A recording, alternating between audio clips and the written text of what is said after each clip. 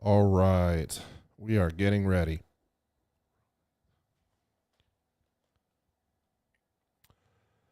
And let's see if we can get some epidemic sound up here.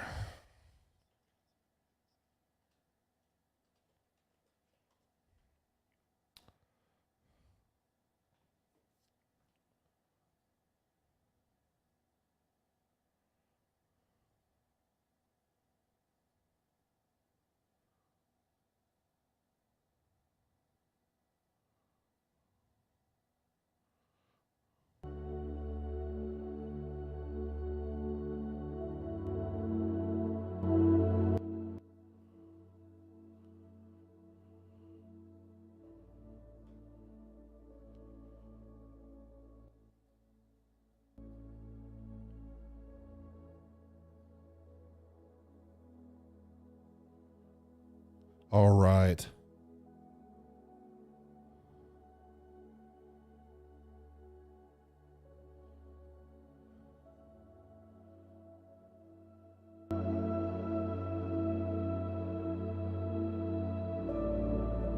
Testing 1, 2, 3.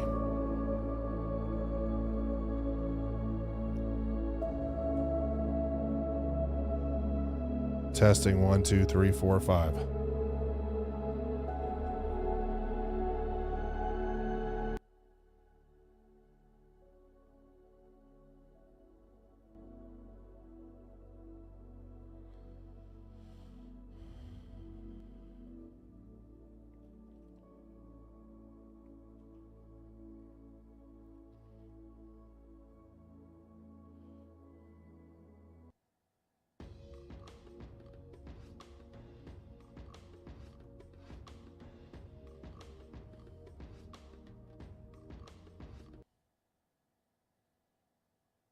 Okay.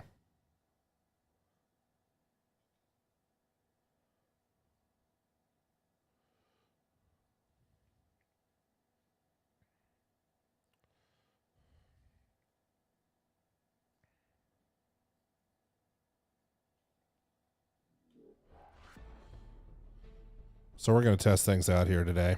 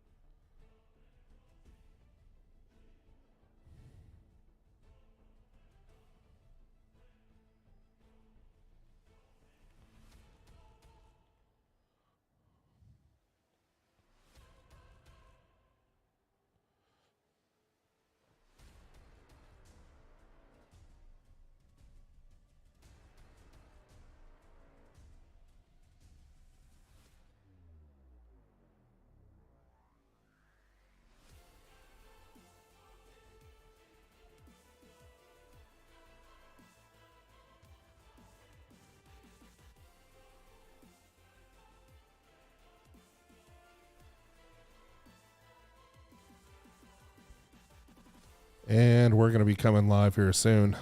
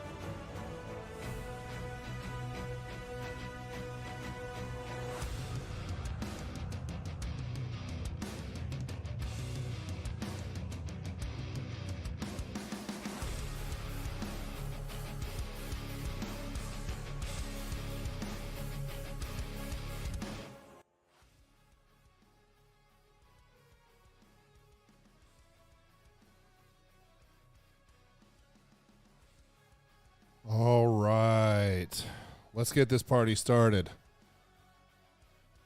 So I think tonight what we're going to do is we're going to try hitting Lyria. I've been out in the belt, not having a ton of luck.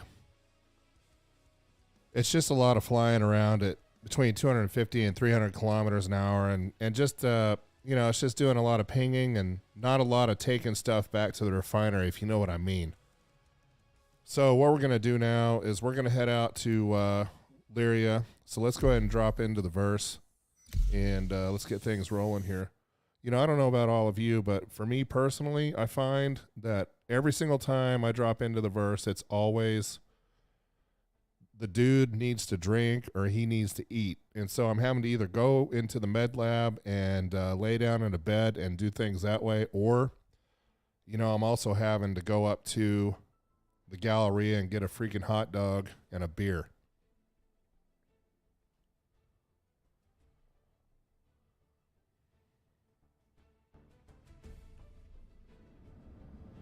All right. And, if you're in chat right now, let me know if the audio levels are okay.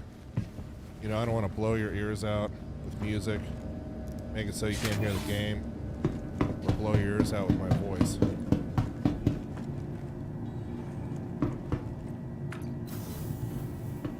And as you can see, I had a little beer before I left verse last time, and blood alcohol is at still 4.27%. I honestly don't know what that means, but I'm assuming if you get above a certain percentage, you won't be able to walk.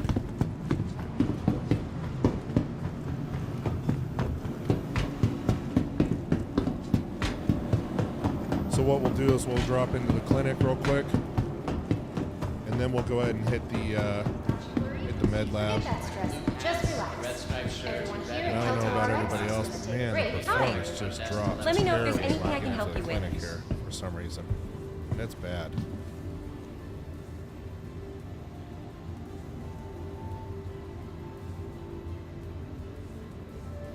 Urgent page for Nurse Radcliffe. Report to emergency. Just a friendly reminder. Nurse Radcliffe to emergency. See if we can get a room here. There we go, room 1. Yay for me. Man. So much for the best hardware on the planet right now. Seems like this is worse than it was earlier.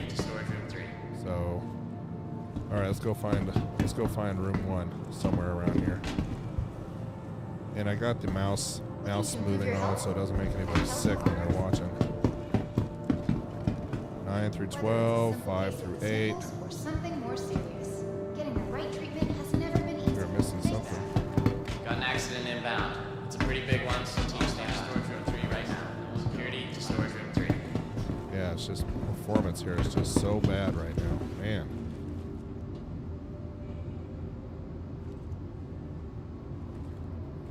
Yeah, I mean, the mole, Steve, it was never known as being like an agile piece of equipment.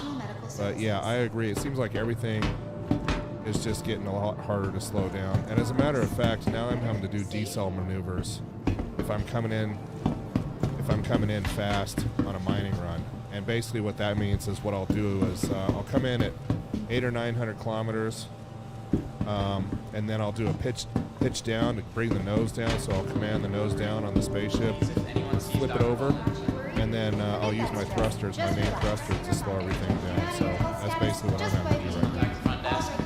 Anthony Oswald, please contact the front desk. Hi. Let me know if there's anything I can help you with. Well, that flashed up real. There's room 1. Okay. Because my blood alcohol content apparently is too high. Attention. As of 1 now, through 3, lab and 2 of is course off there's limits a to all bed staff block at and the big further front. notice. I want to go into lab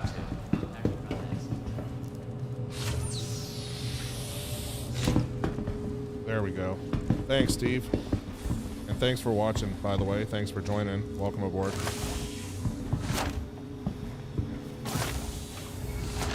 Alright, so what we'll do here is we'll... Look at that. 72, 77. After a full beer, still have a dehydration level down to 65%. Alright. So it looks like all is well now. Let's get the heck out of here.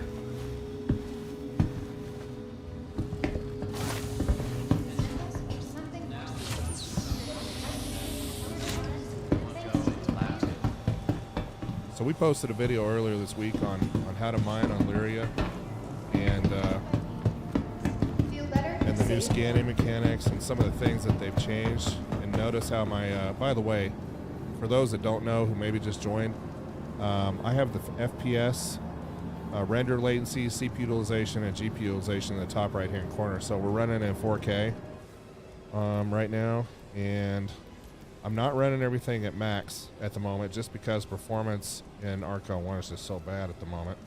But 3840 by 2160, and then the RTX 3090 is running about 40 frames a second if you look in the top right up there. All right, let's go get our Prospector and head out to Lyria. Welcome to the ASOP Vehicle Retrieval System. Appreciate it, Steve. Welcome aboard, like I said, and thanks for joining. Let's go ahead and, you know what? Might as well go over my Please setup real visit quick us before again. we leave. Goodbye. For everybody who hasn't watched my Prospector setup video. So, if you watch my Prospector setup video, then you know that I've upgraded the quantum drive and the shield generator. The quantum drive is basically doubling the speed in quantum without losing a bunch of distance, and so we're able to, you know, go out to the arcs, grab some Quantanium, and come back and not have to worry about running out of gas. For the shield generator, we're running the 7SA Concorde, and the reason I'm doing that is because, you know, let's just say for a moment that I was grabbing a drink, and maybe when I was doing that when I was mining, and maybe I looked over to grab my drink, and maybe I blew my Prospector up because I overcharged a rock. So I decided to upgrade the shield generator on it to give me a little bit more wiggle room, and now that we have to go out and mine on Lyria, you know, as everybody knows, you can get jumped out there, and it's just not, it's better to have a little bit more shield than less. And so it gives me a few more points, a little bit more time, and that's what we're doing there. We're running the Lancet MH1 mining laser. As everybody knows, that is the go-to laser if you're not on a rented Prospector. And of course, it looks like we need to add some items here. So of course, my go-to module is the Surge. Everybody knows you got to have the Surge. Second one, and actually I'm going to switch these around. I'm going to do the Brant in slot 1, and then I'll do the Surge in slot 2.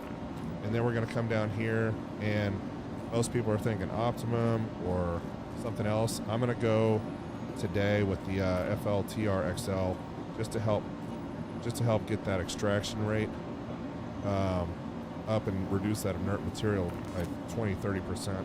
So now that we got that saved, so we're running the Lancet, the Brant, Surge, and then the FLTR XL module to help filter out some of the garbage. All right, let's get the heck out of here. Got our ship real quick.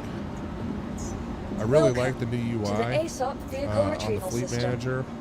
I think they've improved this a great deal. Things used to get cut off down here at the bottom, and now they're not anymore. And for me, in my eyes, the font's easier to read. It's just all around a better deal we have going here. So Vehicle everything else is at selected. Area 18 or Stand someplace by. else in the verse. So we'll go ahead and do that. Let me kill the chat here. Your vehicle has been delivered to the following Please location. visit us again. Goodbye. There we go. Now we get that garbage off the screen for you guys. And I didn't even look at what hangar it was in, so as always, you can kind of look down right here and you'll see your path. And we'll just go ahead and scroll here. There we go, pad 2 tonight. I mean, they improved the Fleet Manager. They improved this display right here.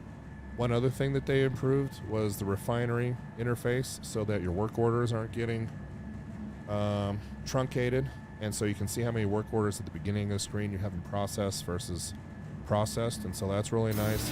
And of course, I mean, just all the UI stuff has been improved. And so we're going to run out to the Prospector here. I'm in the Gray Cat today.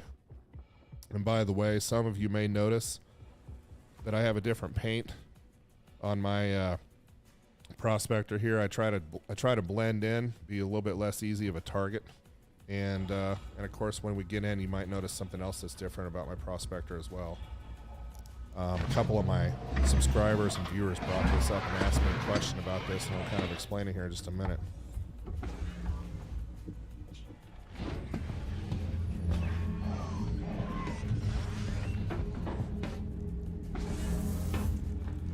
And yeah, Steve, I'm totally with you. Fleet Manager's better.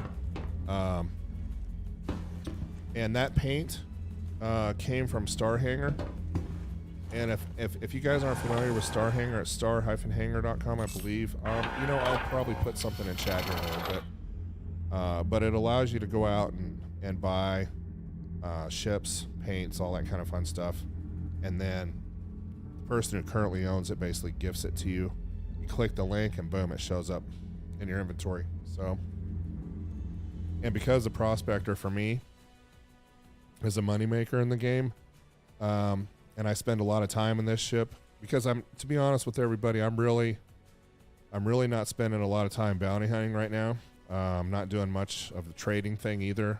They've changed so much of the trading that this is what I prefer to do. So when I go out in the verse, this is the ship I'm in most of the time. And I really like this paint just because it blends in well on the planets most of the time and out in the belt too, even though you're not going to get jumped out there because nobody can find you out there. All right, so what we're going to do today is I've been trying to go out to her L5 and Crew L3, and we've been popping into her L5 about 7.8 million kilometers from her L5, and that puts me smack in the middle of the Aram belt. Not having a ton of luck there. Crew L3, I actually did a video on that one a few days ago, and I did have more luck there. And for those who have been watching the videos, I pop into Crew L3 at about, I don't know, 12.8, 12.7 million kilometers from Crew L3. And that seems to be where we're finding the most Quantanium. That was pre-patch, and I actually found some post-patch, but maybe I got lucky. All right, so what we're going to do first is we're going to head out here we're going to go directly to Lyria. Of course, we're going to have to hit ArcCorp first. Let's make sure, yep, everything there is looking good. And we'll just get permission to take off more than anything just so that the game saves the state of the ship. And yeah, I mean, Steve, I love this paint a lot. It's my favorite paint of all paints in the game. Hey, Salt Shaker, welcome to the channel. Welcome aboard. Right now, to be honest with you, I would watch my video on how to mine on Lyria, and I would go to Lyria right now. Just because when I get to Lyria, I'll show you why.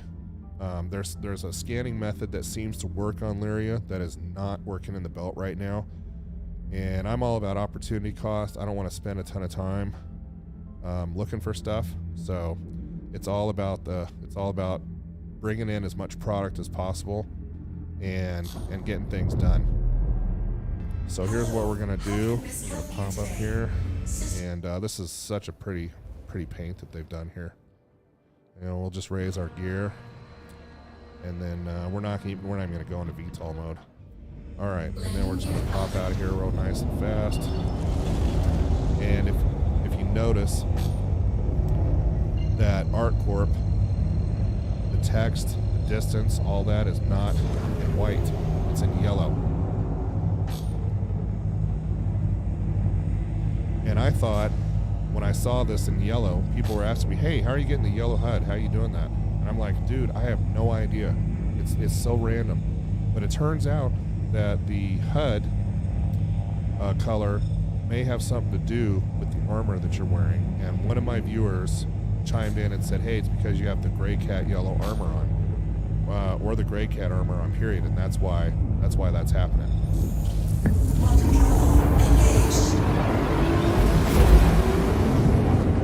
Hey Andrew, you know what? Welcome to the channel. Thanks for watching. I think what I'm going to do is I will post a video on how to use Starhanger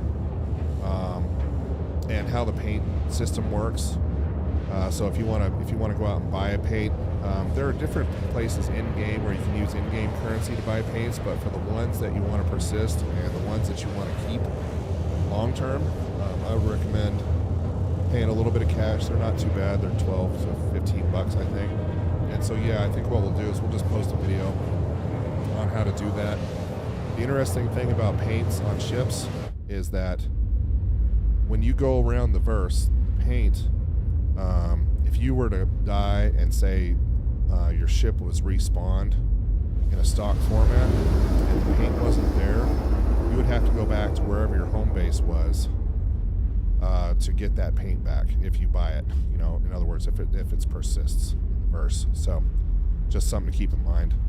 But like I said, it's you know, as if you guys have watched my videos, you know I'm not a fanboy when it comes to Star Citizen. I took 5 years off from this game, 5 years. So I came back in 2021, and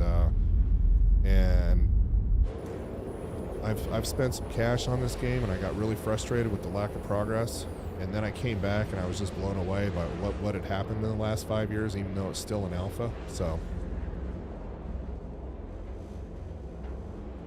And hey, Karma Bomb, welcome to the channel. 1050. It really depends on the resolution that you're running at and how much detail you want. So you can see here that we're on an RTX 3090, and I'm on a 12900 KF with 64 gigs of RAM, and I've water cooled it with a thermal take water cooling system, and we're running right now about 45 to 46 degrees Celsius on my pump monitor temperature at 360 liters per hour.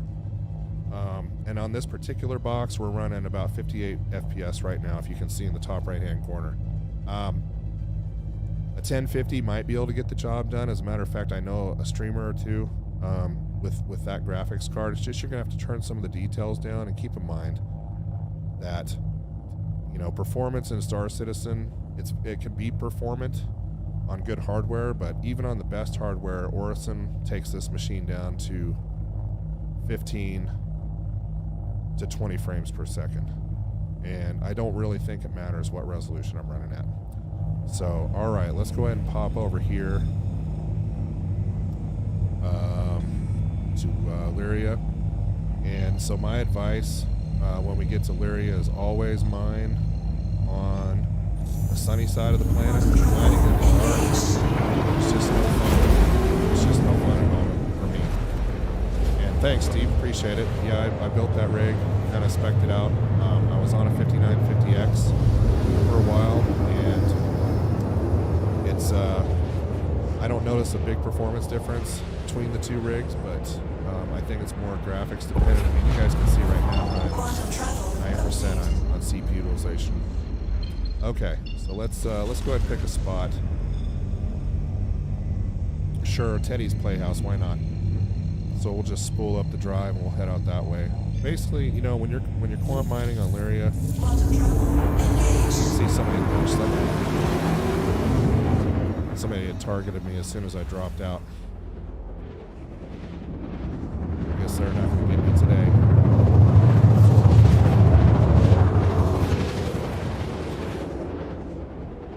So anyway, sorry, I'd been targeted there, and that caught me off guard. So what we're going to do as soon as we drop out, here we go. So we're going to turn off Quantum, and I'm just going to head towards, let's take a look at what we got here. Yeah, there's some mountain formations down this way. One thing I want you guys to notice is I'm going to scroll in here.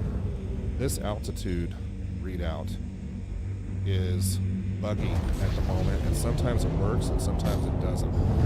So you just want to be really careful on Lyria. And I can't remember if Lyria is a high G moon or not, but you don't want to go flying in here. And so you guys notice I'm keeping my speed down at the moment, keeping my altitude, and I'm just going to kind of level out, and then we'll kind of go over the new scanning mechanics here. So normally what we would do, and Paul, I have had luck. No, I'm sorry. Paul, I've had no luck, and welcome to the channel, by the way. I've had no luck out in the belt using this technique. So we just released a video on how to set up your scanner for mining on Lyria. And so what we're going to do here is I have the scan mapped to button 4 on my mouse, and that looks like diamonds to me. Yeah, I'm going to say we couldn't have possibly gotten that lucky. And so what's happening now is that when you scan, what you can do is you can change your scan angle. And I just have mine bound to Alt, so I'm using Alt. then what happens is if there's something that it can scan there, it'll pop up the amount of rocks. So you'll see that one's way out at 9,000 meters, and there's only one there, so that's probably not Quantanium. And so we used to fly pretty fast and just hope to pop a cluster of rocks and not really do a ton of scanning. And now it's completely changed. Now we're basically just we're stopping, and I'm going to zoom back out here so I can get a bunch of these things up again. And now we're just going and we're just doing this instead. And this method right here is just not working in the belt at all for me. Now maybe somebody else will get lucky. See, there's only one right there. Maybe somebody will figure out a way to make this work in the belt, but for me right now, it's just not working. So that's why I'm sitting on Lyria right now instead of out in the belt. The belt used to be my place to go, but after 317 released, everything's changed. So instead of flying fast along the valleys and popping rocks, now we're doing this. So what we're going to do here is I'm just holding down Alt. I have the scan angle, balance to Alt, and then middle mouse button. And I'm just going to sit here and pop these things and wait until 2 pop up, and then we'll go check them out. The other thing I never liked about Lyria that much is it seemed like the density of the Quantanium that I was finding most of the time, it just wasn't. I would very rarely come back from Lyria with 32 SCU of Quantanium in my hold, and maybe it's a skill problem on my part, but I always thought that Lyria just seemed to be a little bit less productive for me. So we're gonna scan this one, and then we're gonna fly around a little bit. And so when you see just one of these pop, it's very rarely Quantanium.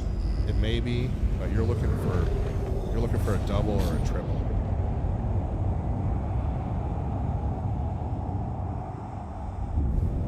So I'm going to try and do what I did before 317 came out. We're just going to fly towards this mountain formation over here. And I'm going to kick up to about 1100 degrees. And we're going to zoom out here.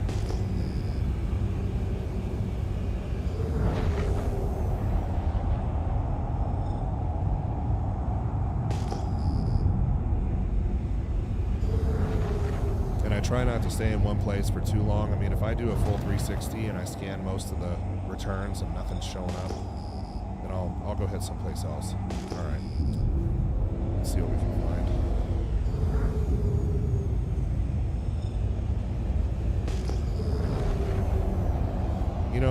I don't want to sound like a downer or anything, but I don't think that this is as much fun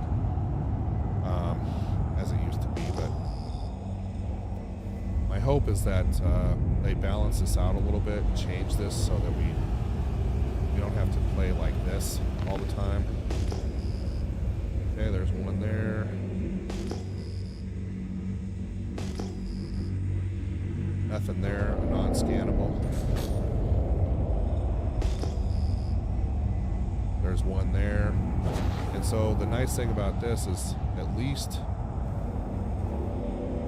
we don't have to sit here and roll up to every single one of these things at 1,000 meters or less, and then 250 to get more details of what's going on. And so of course, keep in mind that if one pops up in front of you, you can always just eyeball it too. I'm just holding down F. You can tell that none of those are Quantanium. Just try not to bounce your Prospector off the ground. All right. So we're going to turn around here. And we're going to make sure we're zoomed out. Change our scan angle. Now let's go head over this way and see what we got.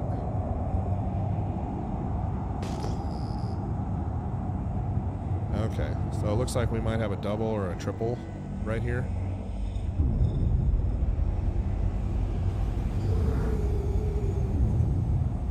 Yeah, and Steve, you're right. In the belt, dude, you got to go to every single one of them. Okay, so this is our first little bit of Quantanium. It looks like we have a field right here. And so as you guys can see, and if you're not familiar with this scanning method, just watch my video on the channel. I posted how to set up your keyboard and mouse. for this and what you need to do. And now what we're going to do is we're just going to get in, and hopefully we have a high mass and instability. Instability's not looking so great on that one, but you know, who knows, maybe we'll get lucky.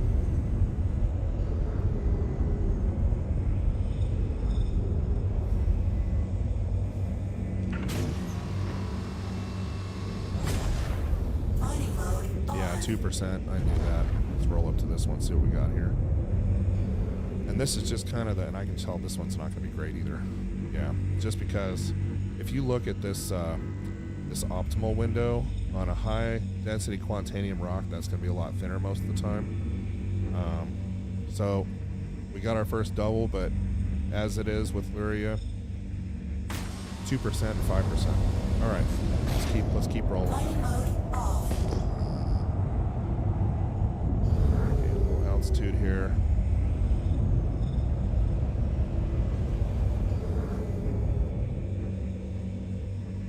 And so, yeah, instead of flying fast and high at like 1,500 meters, now you're flying low and slow, and you're doing more of this stuff right here. And of course, since you're scanning so much, probably easier to target and find. Okay, that looks pretty much, and that's another rock right there. That's a single. Let's go look at it just to make sure. Mining mode on. Mining mode off.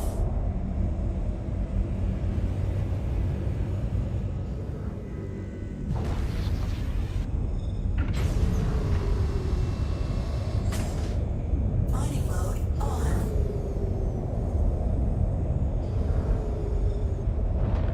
So we have a single here, and I'm not really, instability is not that great.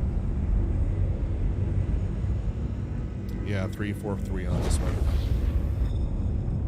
So I like to see an instability of 5 or above myself. Mining mode off. But if you guys chime off and chat what you think a good instability is on Lyria.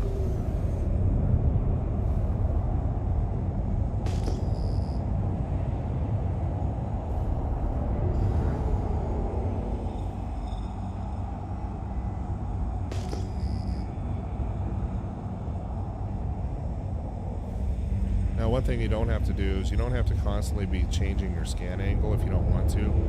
Once you get a bunch of them to pop like this, you know, you can come out here until they disappear. That is, you can stay at a fairly decent.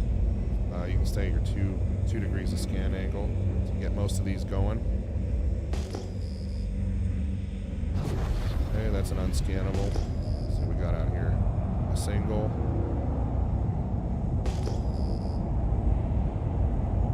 Another single. Oh, there was a double. Diamonds, though. And I'm not a diamond miner, just so everybody knows. That's another single. Okay, we'll zoom back out and see what else we got. The nice thing about this method of scanning is that you're able to at least ping these things at 10 kilometers out most of the time. And yeah, that one popped at 10 kilometers. And that way you don't have to go out there and fly right up to them. You know, you don't have to waste your time doing that. Unlike in the belt right now, where you have to pretty much waste your time doing that kind of stuff. So we'll turn around this way. That's not a rock that we're interested in. So basically, with this method, you gotta fly around, and you have to scan, unfortunately, until you find something that's worth looking at.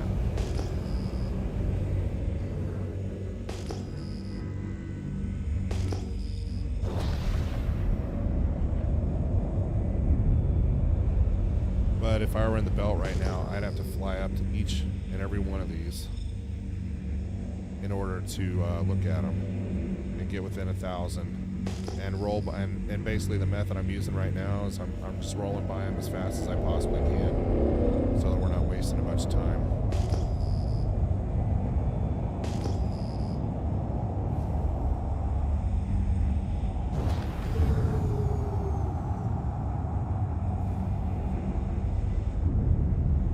Wow, that's a nice load there, Steve. 498. That was in the mole?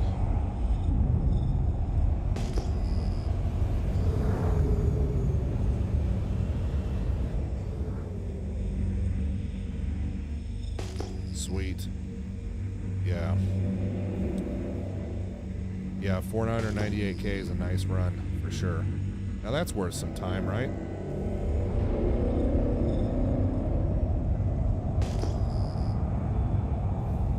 You know, one thing else I've noticed about this scanning mechanic is it's just not doesn't seem to be the greatest at penetrating mountains.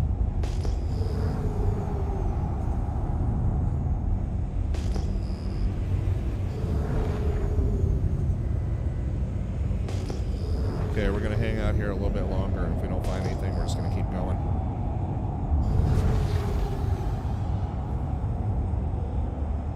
But at least on Lyria, you know, you can be in a situation. See, I just popped a rock to 11.7 out there, so that's a single. So at least we don't have to fly up to every one of these stupid things. That's a single. And what we're gonna do is I'm just gonna pick another formation out here and just head towards that mountain formation. So let's get zoomed out so I can see what I'm flying towards. And we'll put some speed up. And generally, I have my Prospector limited to, you know, velocity of 150 or less.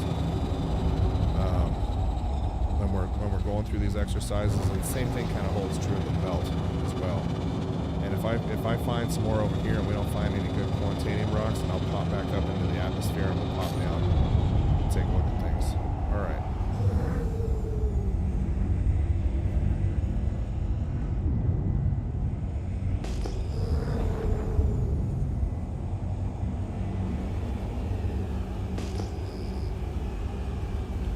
Just take a look at that one. We can tell that one's not interesting. We don't care about that.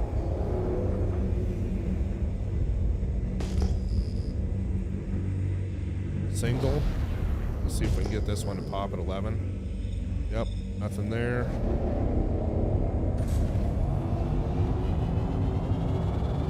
And after spending the amount of time that I have on Lyria, I don't really even bother with singles anymore. You know, it's just such a huge waste of time. You really want them to be doubles at the very least to even think about looking at them.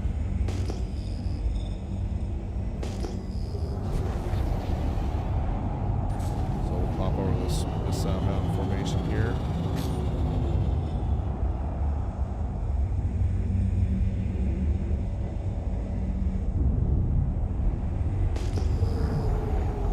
Okay, another single.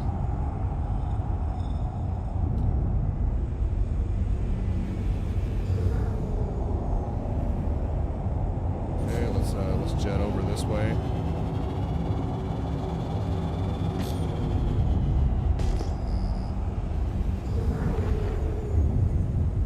One thing that's interesting about the new scanning mechanics is at 2 degrees, nothing's going to pop, right? I mean, it's a very narrow scan. You want to be in your 360 degree, and then you see they'll scan all over the place. They'll pop up all over the place. And then you zoom in, you bring your scan angle down to 2 degrees, and then most of the time they'll pop from a distance.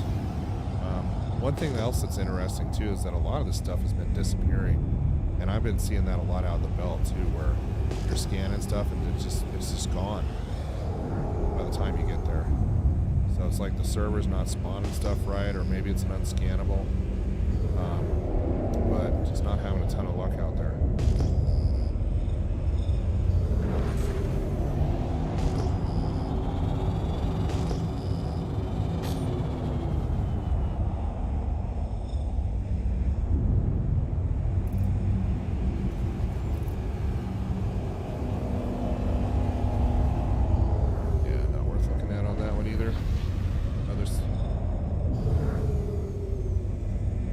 You guys notice that you have double text right here on this thing?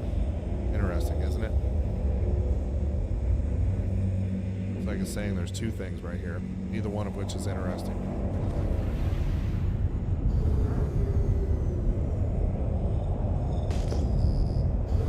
And Steve, you know, there may be a way to do it 2 to 60 really fast. It's just I've been using the alt button and the scroll wheel to get it done. That's what seems to have been working for me.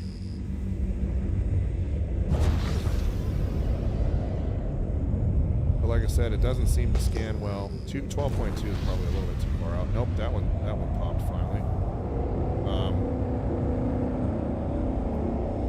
It just seems like things are a little bit weird right now. get this one over here. It's really hit and miss, and like I said, it doesn't seem to go well through any type of mountain formation if it's sitting behind it.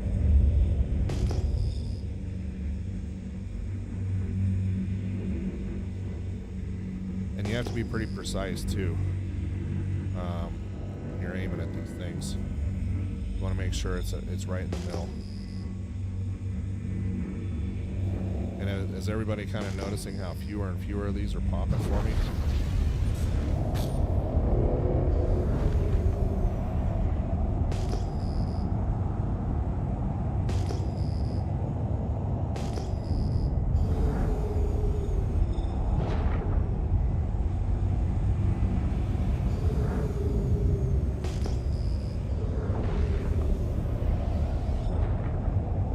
Let's see if we can get this one to pop at 2,000 meters.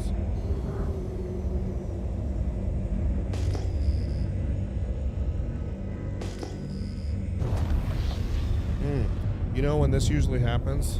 Anybody want to take a guess at when this type of stuff starts to happen?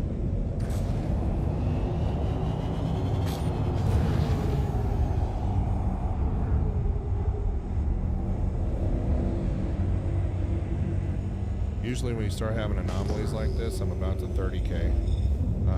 This was supposed to be one of the things that they... Look at that, I'm at 1,700 meters out and it still won't pop.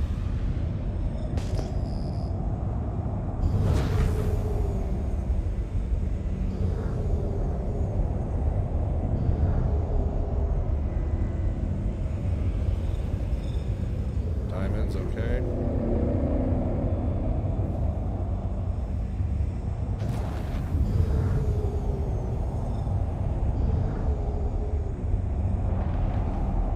Anyway, if this is your first time on the channel, thanks for watching.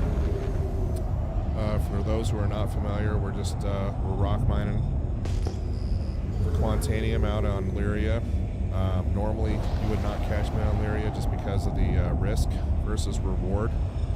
But since the patch, it's kind of forced people to leave the belt and come out this direction. And if you're familiar with mining, then you know that the more you scan, the easier you are to see.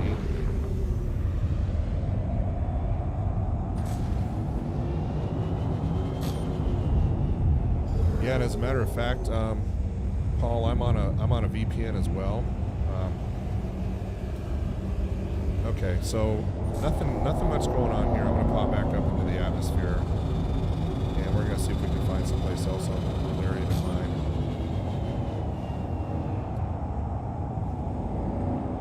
I have a firewall video that I posted on my channel a while back. Obviously not as popular as Star Citizen, but I talk about how to route clients over a VPN. And for those who don't know, I was in IT for 30 years and I run my own consulting company now.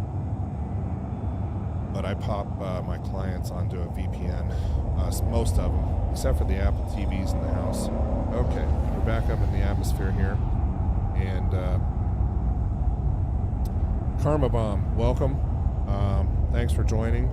So the biggest thing here, and for those who were watching when I came into orbit here, is somebody targeted me right away as soon as I dropped out of Quant, right? And so the thing about Lyria is it's a popular place to go mining, and it's also a popular place for griefers. And everybody knows that if you want to pop some miners, right? If you want to kill some miners and loot them, especially with the new looting mechanics, this is the place to do it. All right, so let's see if we can find someplace else far away, because it turns out that one didn't work out too well. Teddy's Playhouse didn't work out too well, and we don't want to mine in the dark, so we're just going to find another place to go here. Let's head out to the other side of the planet and see what we can see.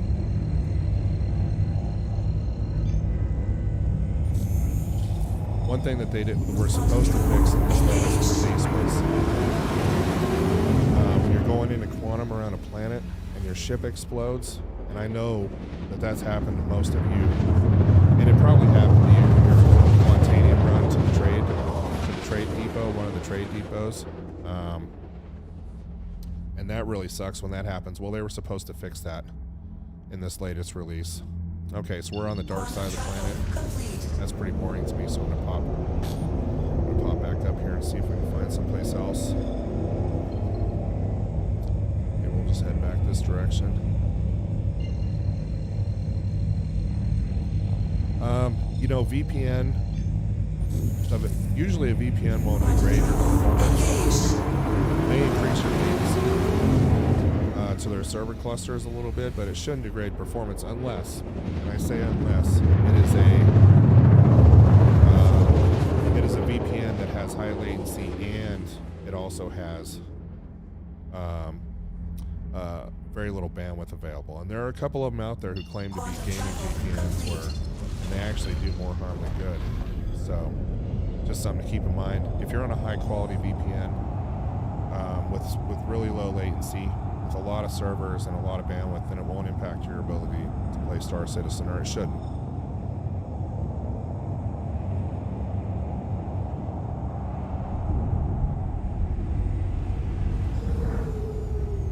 And I'm just happy to have this altimeter working right here, because that has been frozen the last couple of times I've been on Lyria.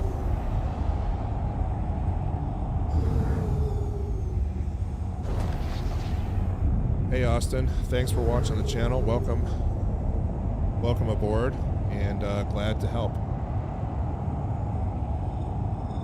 The thing that it still amazes me about this game is, or simulator, whichever title you want to apply to it, is just how beautiful it is. And you know, on this paint especially, I mean, just look at the light textures they've done here. It's just, they've done a pretty amazing job. And some of the scenery that you see in here is just pretty unbelievable. All right, so let's go back to hunt for some rocks. All right, so we got something up here. And one thing that you don't want to do is go too fast.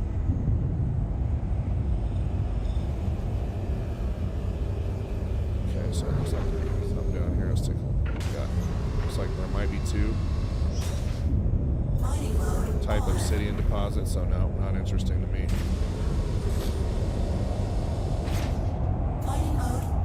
But just look at that sunset, pretty cool, huh?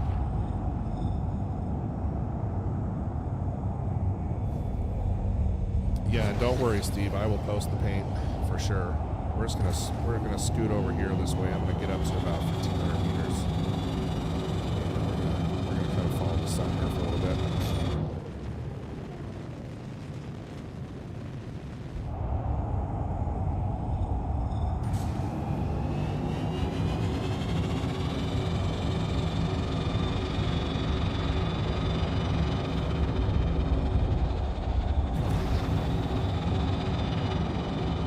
But for those of you who mined on Lyria previously, you'll notice that when you were flying along here, that these rocks would pop for you and at least show you how many were there when you were flying over them, and that doesn't happen anymore. Period. So now you have no choice but to scan all the time. Okay, we're gonna drop our speed down here. And we're just commanding some reverse thrusters on the ship.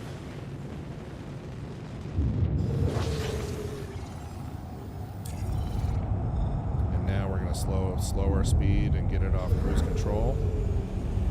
And we're going to start looking for some rocks. Let's see what we got. We'll start with the far right.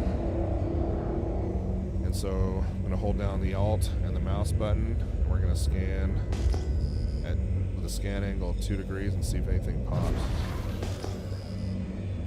And it's not looking good on that one. Non-scannable. So turn over this way.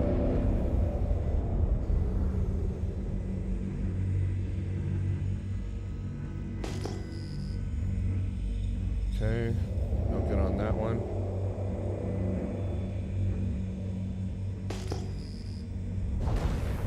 Okay, that's a single.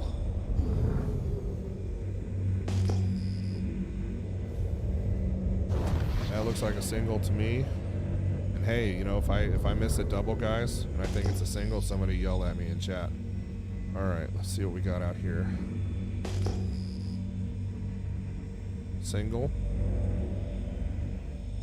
And does anybody see what I'm seeing? 68.9 kilometers. Yeah, I didn't think that one was gonna pop. I wonder why it's seeing that. All right, let's just keep flying along here. Back out.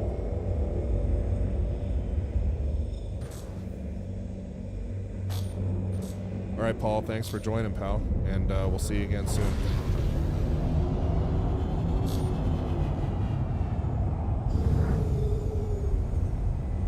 Hey, Justin, welcome to the channel. So essentially, with Star Citizen, you have to go out and earn some money. Now, there is a video on my channel on how to earn money fast. Basically doing some monitor missions. You'll get 20,000, I think, per mission, and that will get you into another ship pretty fast if you go do those for a while. And the nice thing about them is on the monitor missions, you don't have to have a lot of firepower or a really fast ship. You can do it with the Aurora, as long as the Aurora is armed with something.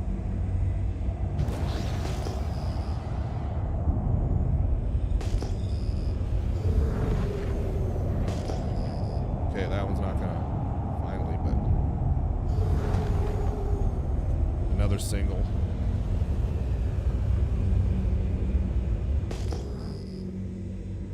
Another single over here. All right, let's fly along the valley here for a little bit.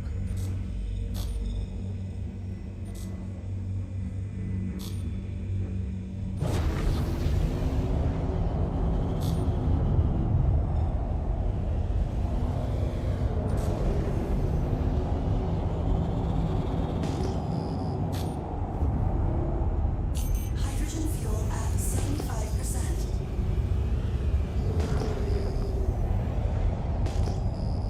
Another single right there.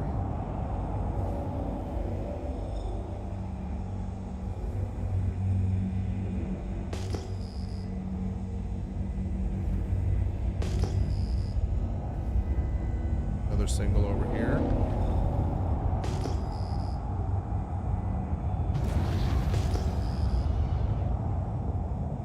Another single right there.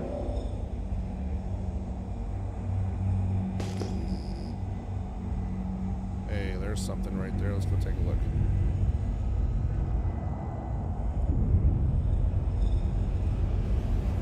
Oh, hey Ollie, and I hope I pronounced your name right. If I didn't, you can school me in chat. I have not figured out how to get the ping to work in the air in Halo yet. As a matter of fact, I've been out there in Halo a couple of times to a couple of different spots, and I have not had any luck using this method to find rocks. So in the belt, it's basically, it's kind of flipped actually.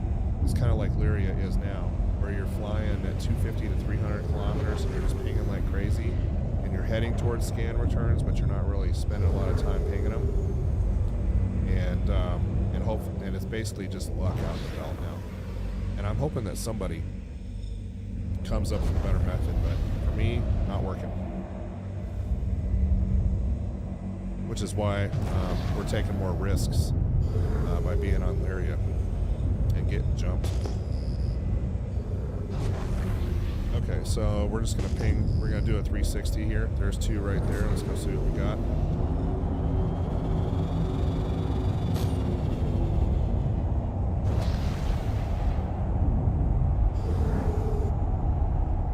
Sometimes doubles turn them into triples and quads, and sometimes they're just doubles. And when they're doubles, generally, probably not going to be that great, but we'll find out. Mining mode on. Let's do this first. Let's get this out. Mining mode off. Mining mode on. You know, in 316, I was used to doing at least two 250K runs per hour. This one might actually be okay. Let's find out.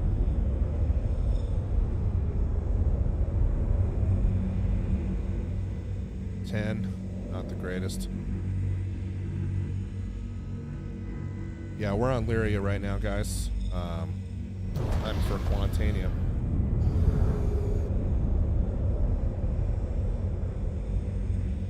That one's a 4% rock. Anybody want to guess how much time I'm gonna waste on those? Mining mode off. Single. Here's one at 9,000 meters. See if we can pop that one. That's a single. Here's one at 3,000 meters. Let's see if we can pop those. And hey, T800 Titan, thanks for joining. Welcome to the channel. Okay, there's another double over there.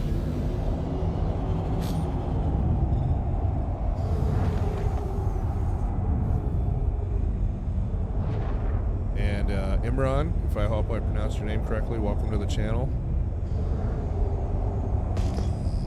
Austin, I'm not really sure what their respawn logic is on these things.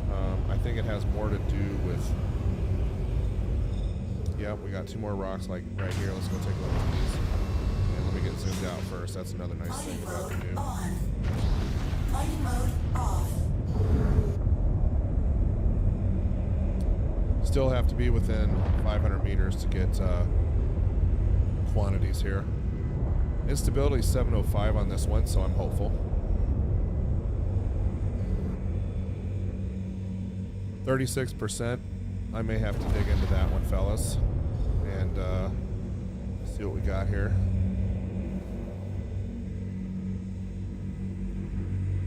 %, so that was going to be 20%. Okay, I'm going to take a vote in chat. If you think we should go ahead and crack this guy right here, give me a thumbs up. I'll probably get maybe 20 SCU out of this one. Let's see what we got. So we got a mass of 6383. And yeah, we got a thumbs up. Go for it. Okay. All right, I'm gonna turn the lights off here and get an optimum range. And so we're running the Lancet MH1 mining head. You guys will notice I have a surge module, a Brant module, and an FLTRXL on this guy. So we're gonna go ahead and crack it. So what we're gonna do first is we're just gonna get a charge going into the rock. And I'm probably gonna hit it, I don't know, let's say 85, 87%. And we're insufficient. We're gonna move a little bit closer to optimal, and now I'm gonna hit alt 2. And then I'm gonna go full. So, Austin, there's some bad news and there's some bad news on the surge. So you can buy just about every single mining module at ArcL1 Wide Forest Station or some of the other refineries, but for some reason, the surge module, I couldn't buy it there. I had to go all the way back to Area 18 to pick it up. And you know, since we're sitting here waiting, let's just go ahead and overclock our mining head real quick.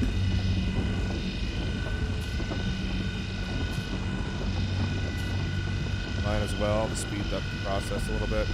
May have to hit this one with 2.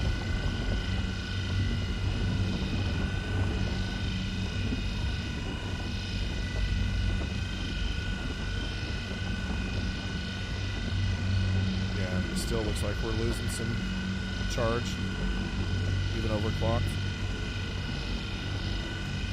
So what we're going to try and do here is, I think if I were to hit it with a surge module right now again, it would probably explode on me, so I'm just gonna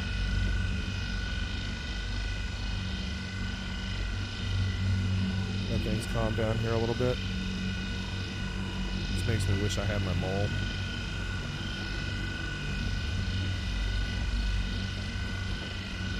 Yeah, hey, thanks for that, Dave. Yeah, if you guys can find it at her L1, that's fine. For me, though, I was at ARC L1, and I had to run back to Area 18 to grab it. Okay, so I'm going to back up here.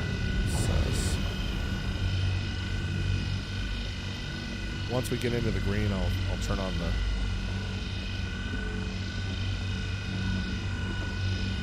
brand to keep me in the green. Yeah, but it looks like we're still losing charge. So, what do you guys think? Hit it with a second surge?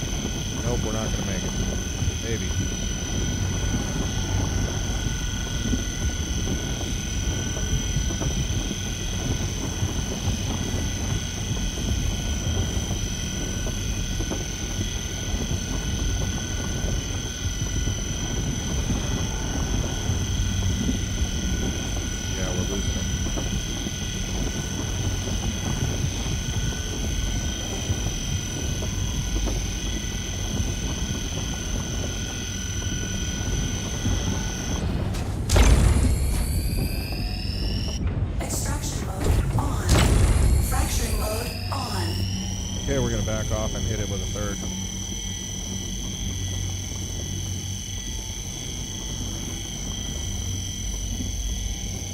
Extraction mode on. Sorry, I'm having a mouse problem here. Sorry. Try this again.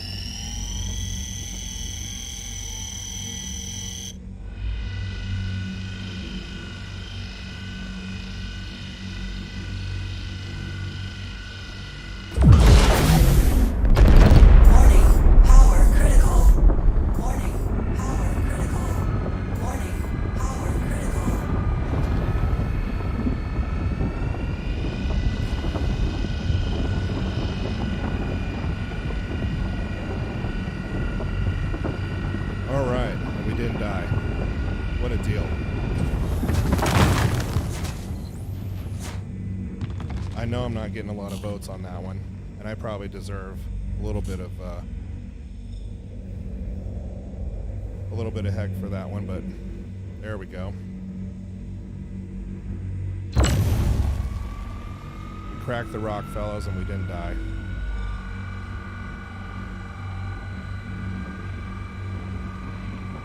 Now the interesting thing is once you get it broken down for the first time, you don't need to stay in optimal, and I just don't, ever.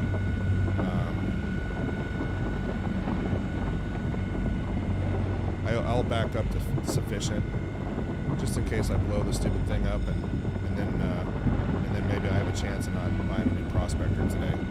Warning, power critical.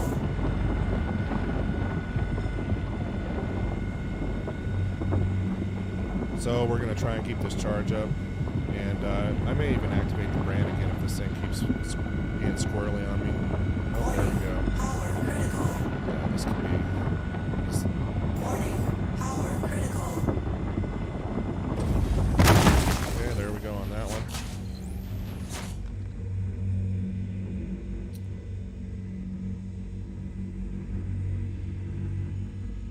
There's a 45%, so let's go ahead and break that one up.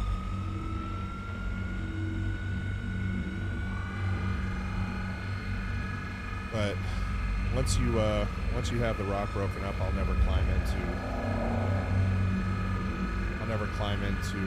optimal. Alright, let's do that here.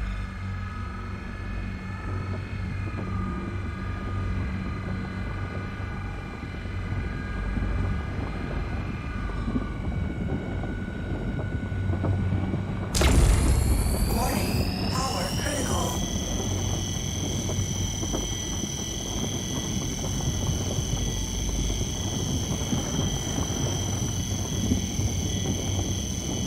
Yeah, good advice on following the veins they're in, Ron. I've been noticing that as well.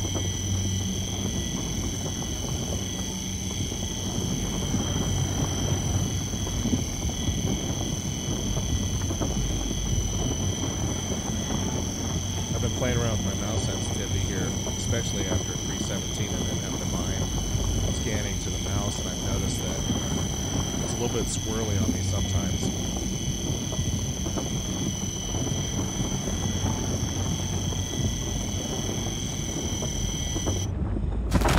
Alright, there's number 2. Let's see what else we got out here. Okay, 98% inert.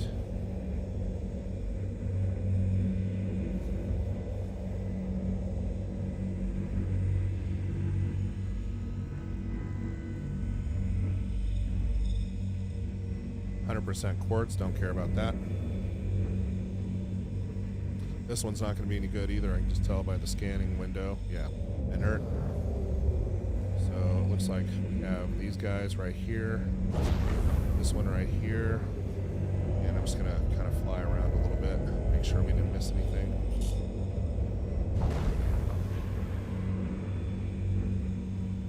%, inert.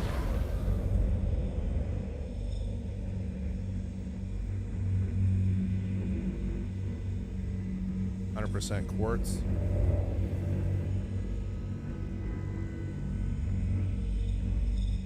%, Quantanium, so we'll pick that one up first.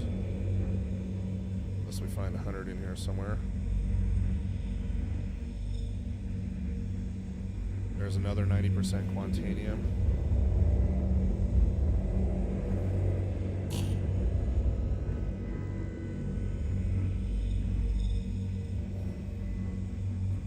Lots of inert right here. What do you guys think? You think I need to break these other ones up and see if there's more underneath?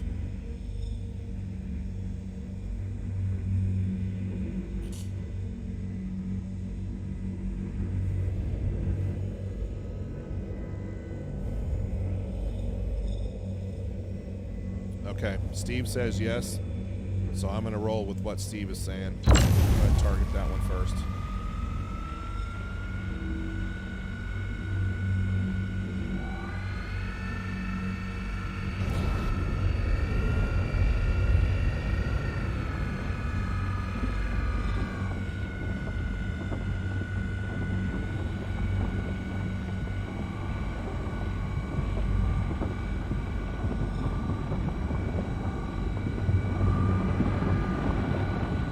Everybody's saying yes. Steve says yes. Ollie says yes. Imran says yes. Karmavan says yes. Everybody says yes, so let's do it.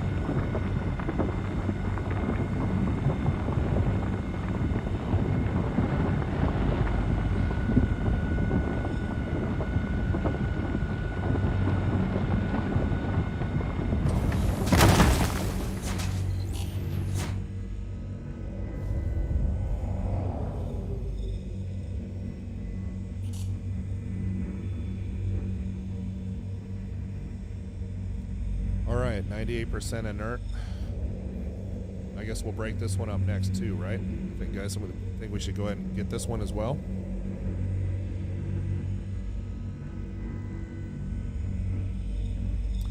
Alright, we're gonna break this one too then.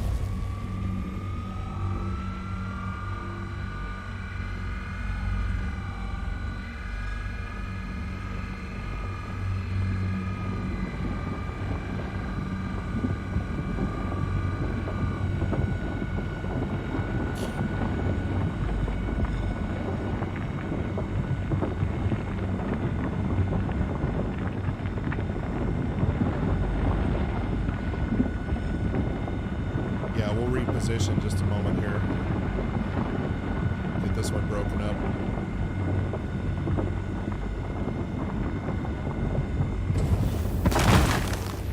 Okay. Let's see what this is. Okay.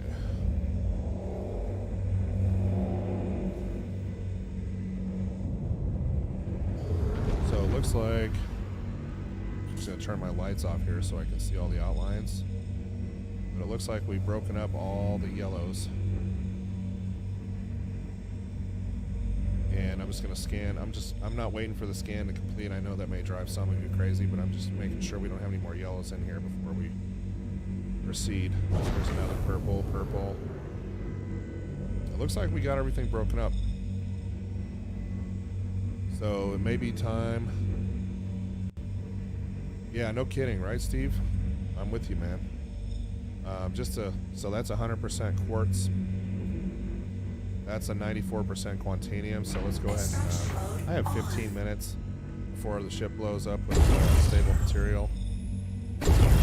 So let's just go ahead and start collecting.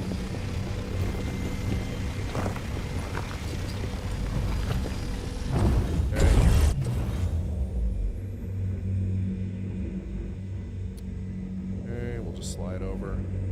Nice and easy. Aluminum. Nobody cares about aluminum.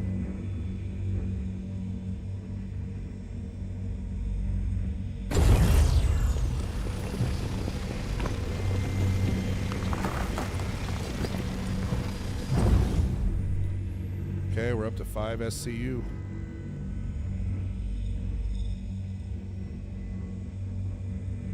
%, quartz.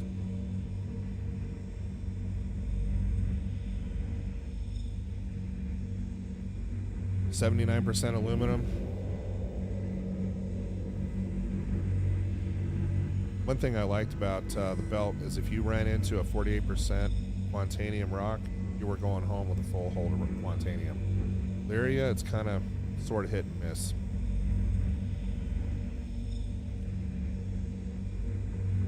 Yeah, we're gonna make our way over to the far right.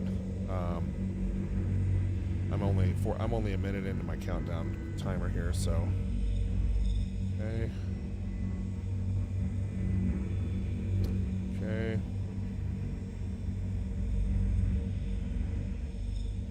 Yeah, not looking good over there. Okay, let's keep sliding to the right. 100%. There's a nice little right there.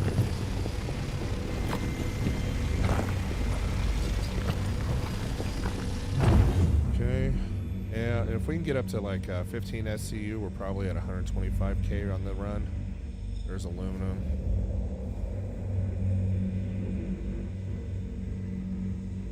We're going to be in the 250K range. Quartz, 99%. Yikes.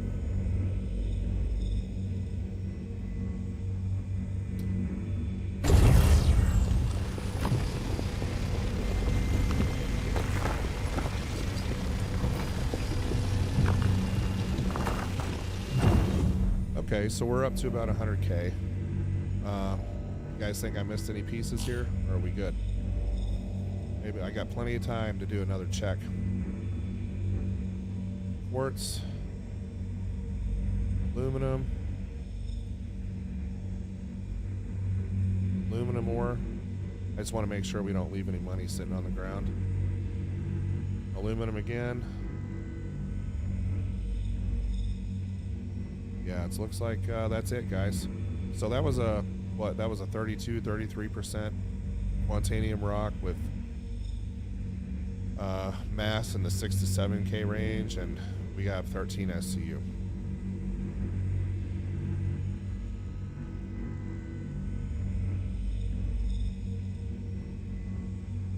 And I'm watching that time until critical.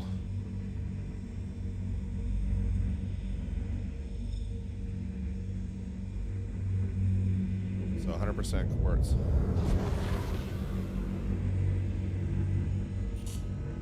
All right. Well, that looks like that's it for... Oh, yeah, there you go. Thanks, Steve, for remembering that. 6,200K at 46%. And we got 13.37 SCU out of that one. All right. So let's go ahead and head back to Archon 1. And turn on the lights here so we don't run into the ground. I'm not even going to bother with the lights.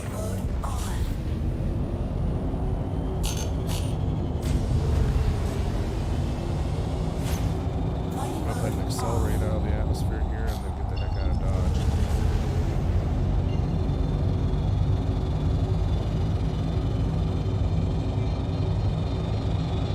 And that, my friends, is mining on Lyria.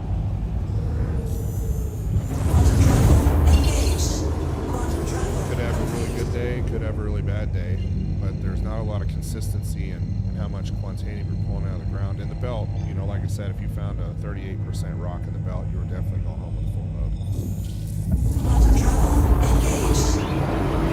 load.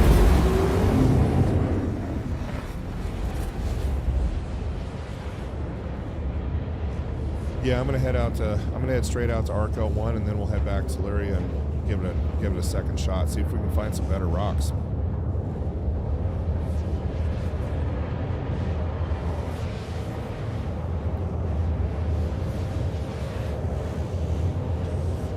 And Soul Brother, I'm with you, man. Welcome to the channel, by the way. Thanks for joining. And yeah, things on Lyria are getting really weird. And frankly, you know what? Things in the belt are getting a little strange too.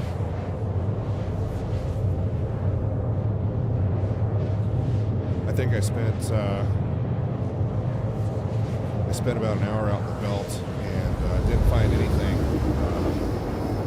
But yesterday I went out into the belt, dropped into my usual spot, which I track in Excel. And I have an Excel spreadsheet of all the good stuff, places I've dropped into in the past.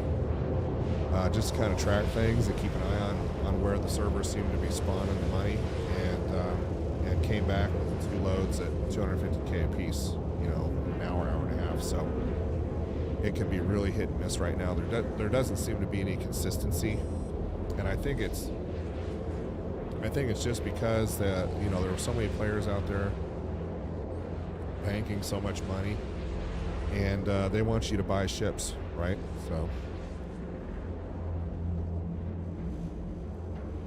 Or it could just be a bug they introduced because of the new server meshing code that they've introduced. And maybe this isn't really the way it's supposed to be. I guess we'll find out soon enough.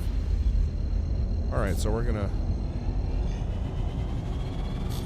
are going to, and that's a nice little quantum bug that's still here.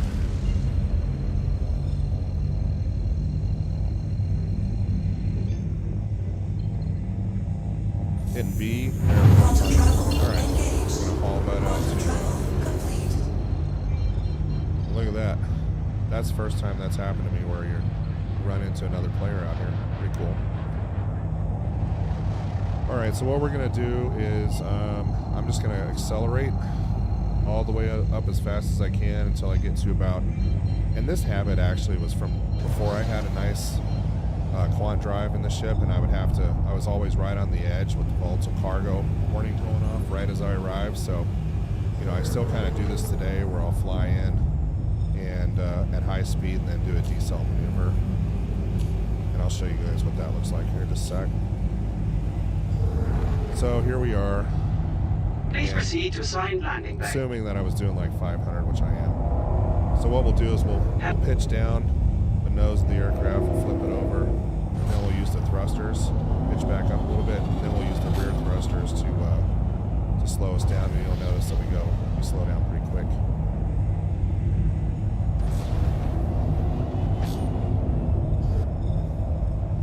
Alright. And we'll go ahead and get VTOL and put the gear down. And it's not always pretty, but it does work. And for those that are wondering, I don't fly with a HOTAS and a joystick and all that. I just use mouse and keyboard. And the reason I do is primarily because this is not just a flying game. You know, not just a space simulator. We're on foot quite a bit. So I decided not to use an elaborate setup. And plus for mining, you really don't need it. Now maybe for space combat, if you're out there bounty hunting, maybe player versus player, if you're up against a really good pilot, you might need that, but for mining, you just don't. Okay, we're going to set her down nice and gentle. And I'll go over which drive. I think I'm running the Atlas on this one, Austin. Okay, so as you see, the Vulture cargo, have a pleasant stay. Not even going off yet. Plenty of time. So what we'll do is we'll hop out here. I do have a Prospector setup video, so you guys can see. Oh, there it just went. So you can see exactly what I'm using on my Prospector. And the way that I've outfitted mine is through a lot of hit and miss, a lot of mistakes, so a lot of experience, and yeah, I think I am running the Atlas for the drive. It's roughly twice as fast without giving up a lot of distance, so it saves you a lot of time. And then we're running the Concorde so that if I overcharge a rock, hopefully I'll live. Oh man, I thought I was going to die in the elevator right there. All right. And as always, you know, I know there was a lot of debate in the Star Citizen world about, you know, having to make a beeline for the refinery, but guys, you don't have to do that. You can just store your ship and you will be fine.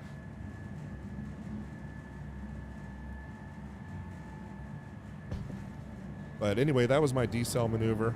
Like I said, I fly in fast, and it was mostly from the days when I didn't have a good quant drive in my mold, and I was always right on the edge. Welcome to the ASOC vehicle retrieval system. And like I said, you just pitch down, and then you flip the nose over, and then pitch back up, and then use your rear thrusters to slow you down instead of Please do the the ones on the ASOC front. vehicle retrieval. And that way, you use your most powerful thrusters to slow the ship down, and not the weak ones on the front of the ship. And it really bleeds off speed fast, and it works in atmosphere as well. Okay, down to the refinery.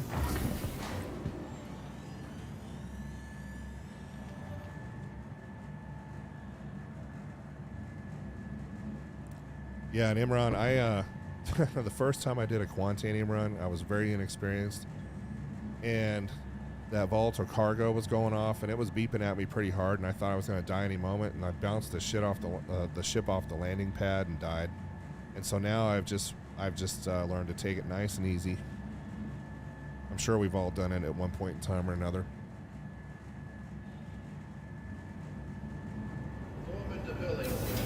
All right, at the refinery. Now, before 317 came out, I did a video on selling all your work orders. And it turns out that I had 8 or 9 of them stacked up because I have a Hercules, and I'll just do 5, 6, 7, 8 orders at a time and run them out to the trade depot at Area 18. And Hey, back again, I see. Welcome. And I just had a feeling that when the patch Feel free came to out, take a look around. We got a pretty good selection. that the work orders would disappear, and they did. Okay, so let's get this material off the Prospector, even though it's stored. And we're going to set up a work order. And we might as well just do all of this. Alright, and we're going to use Fair and Exchange, I believe. That gives us the highest yield. 6 hours, 5,300, so we'll confirm. So just so you guys know, this was my last run in the belt. And I wanted everybody to kind of take a look at the yield on that one versus the rock that we just pounded on Lyria, and take a look at the yield on that one.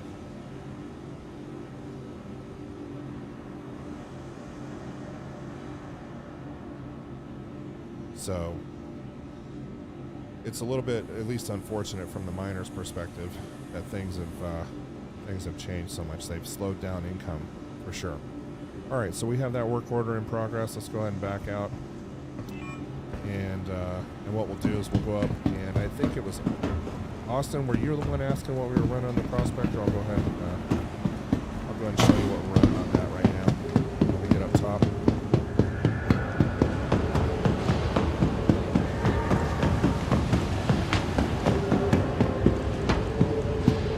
But performance at the station has definitely dropped. I used to run 50, 60 FPS here all the time, and now, you know, I'm getting 35, 38. So there's definitely been a performance hit for some reason. I don't know if it...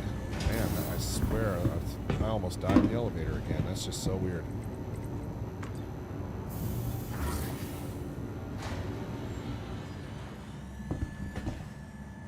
You know what, Steve, remind me, is the VK00, is that one more of a stealth? I can't remember.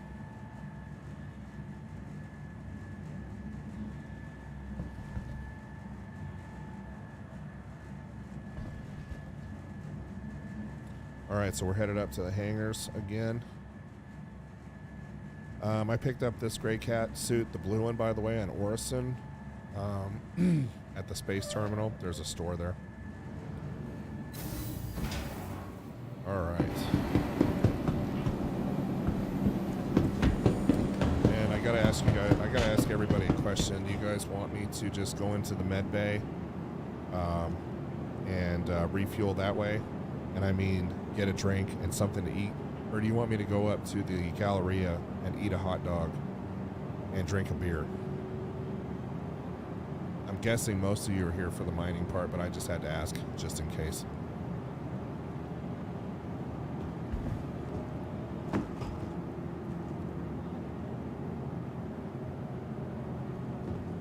Med Bay it is. I'm with you, man. I'm with you, Steve. Something more serious.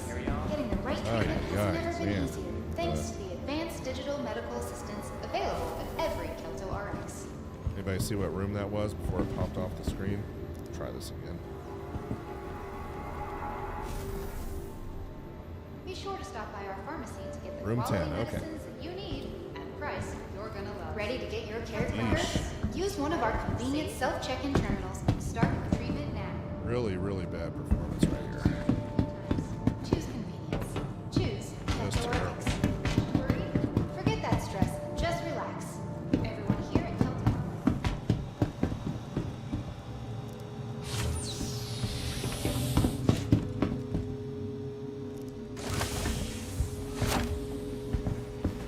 You know, this is another feature in 317 is I just noticed that by the time you get to your ship, from the time that you spawn, you're like down to 95% hydration or 94% hydration. It seems like they've changed the eating and drinking mechanics to be a little bit more aggressive in this patch. I don't know. You know, everybody chime off in chat if they're seeing the same thing, but it just seems like it's a more of a nuisance now than it used to be.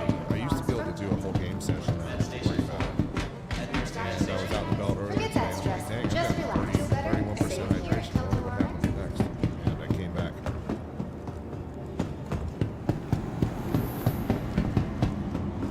And it's like, it just seems like they're spending a lot of time on that kind of stuff and not on other things that should matter. Okay, let's go over a prospector setup. I keep promising, and I'm going to tell Steve where I got this paint. So the paint, Steve, for you is Afferent Livery.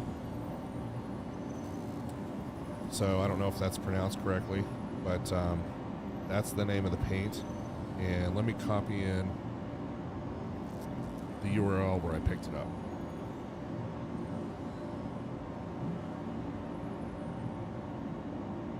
I'm going to copy that in the chat here in just a moment because you have been waiting patiently, my friend. So what you want to do is you want to go to this website, and you may be able to get it in game. I just don't know where in game, honestly, to pick it up. But you can go here, and what you want to do is you want to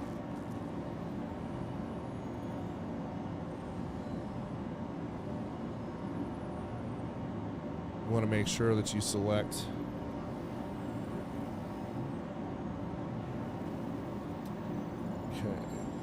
almost there.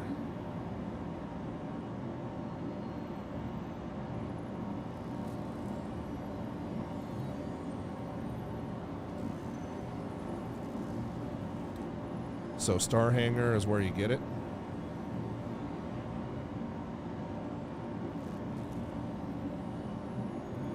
And when you go to that website, you basically want to do a search for add-ons. So spaceship and upgrades, and then you want to select Miss and Prospector. And once you do that, you can look for add-ons that way, and that's where I picked up that skin, that paint. All right, so back to flying. I believe it was Austin who was asking about what we do with the Prospector, and we have a video that kind of goes into more in depth if you want to know. We use Urkel.games to kind of set this thing up, make sure that we weren't drawing too much power or doing something stupid like that. So we're using the quantum drive on this one, the Atlas, for the quantum drive, and so that's what I have here. And then for the shield generator, we're using the 7SA. And then on the utility slots, of course, we have the MH1, the Brant, the Surge, and the XL module. Yeah, you know what, Ollie? I noticed the same thing, and you guys are going to laugh at me when I'm telling you what I'm doing because it's getting so stupid with inventory. But this is what my inventory looks like right now at ArcL1. And so what I had to do, because you can't buy a surge module at the refinery deck. You can buy just about every other module, but for some reason the surge module you can't. I had to go down to Area 18 and I loaded up on those, put them in ship inventory, and then flew them back here. And so I have a ton of surge modules, and I'm not sure you can get. I'm not sure you can get this one either, the FLTR XL. You might be able to get it here now, but back in 3.16, we're not able to get it. And these are all consumables, right? You get five uses out of them. So the best thing to do here is to just load up on them, bring them back to ARC-L1, and that way, if you lose your ship, then these modules are here on the station. Because guess what? If they're not at the station, you're not going to be able to outfit them here. So, just something to note. So that's what. So on a mining, and I imagine if I were bounty hunting somewhere else, I'd probably have a bunch of extra weapons and ship components sitting at the station. But for ARC-L1 Wide Forest, I have everything stacked up here, ready to roll. So Brants, surge modules, and FLTR XLs, which turns out may not be as useful in Lyria. Okay. All right, let's head back to Lyria, folks, shall we? Welcome to the So not the ASOP greatest vehicle run. retrieval system. But we'll try it one more time, and maybe we'll get lucky. Vehicle selected. Stand by. Your vehicle has been delivered to the following location. Visit us again. For those that are new to Star Citizen, who may be watching for the first time, there's a link in the video description, and you'll get a little bit of extra money if you use my link when you sign up. So just something to think about. And what hangar are we in? Pad 1. Okay. I reduced the mouse sensitivity a little bit and increased the smoothing so that when I'm turning, it's not like I'm in an FPS shooter, where you flick the mouse and you turn really fast. It's slower now. It's a little bit less sensitive, and I did that for motion sickness for people who are watching. So let me know if I need to reduce it a little bit more.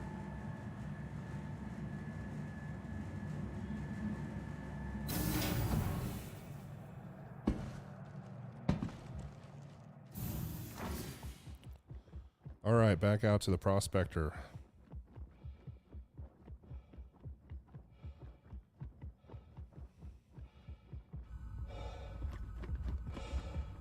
Okay, now you guys remember what I said. Look at my hydration level. I just walked literally from the med bay to my ship, and I'm already down to 95%. Can you believe that?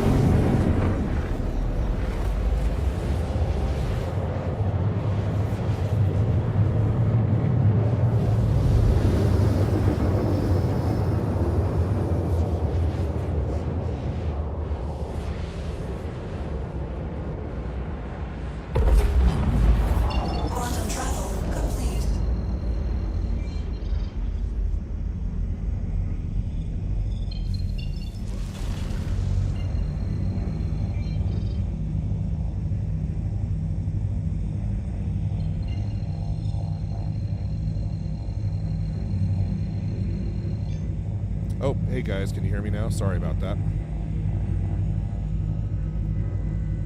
Steve, I may have, you guys let me know when the last time was you heard me. I said I was telling you were welcome for the link.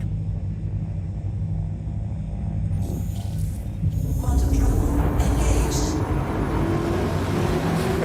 All right, thanks. Austin, I was trying to answer Austin's question, and I believe that the bigger mining operations out there that are running, you know, multiple moles and sending out scouting ships, I do believe that the scanning mechanics are the same on most of the smaller ships, and so they're still sending smaller ships out to find it for them, and then they're bringing in the big boys to pick up the rocks. So, okay, so here's another fun bug in 3.7. I'm sorry, it's not a bug, it's a feature. Here's another fun feature right here. If you guys notice that my altimeter is stuck. And so if I were on the dark side of the moon right now, I would have absolutely no idea what my altitude is. 15, yeah, about $15, Steve. So, you know, most people got to make the calculation. For me, it was really worth it just because I spent so much time in the Prospector. I really liked the way it looked. So what we're going to do is we're going to take it nice and slow and easy. Now, and like I said, because my altimeter is stuck, and it wasn't last time. All right, so for those who just joined, we're just going to bring our scan angle down to 2 degrees, and we're just going to hit these one at a time and pop them. And we're looking for multiples. We're not even going to bother with singles that return because most of the time those are not going to be Quantanium. So we're looking for doubles, triples, and with the new scanning method, we don't have to fly up to each and every return to get a rock back, a rock count back, you know, within 1,000. So what we're doing is we're just reducing our scan angle to 2 degrees, and then we're hitting these things from a distance and popping them like that.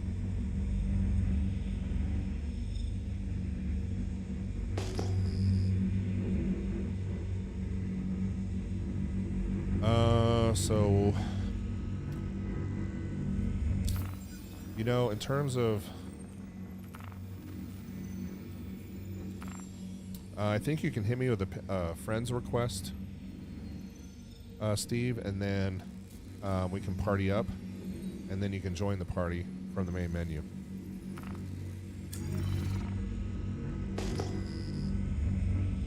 Alright, so here we go. We're going to try hitting these. And for those who just joined, we used to fly fast on Lyria and then pop them that way, and we would get pretty lucky pretty fast.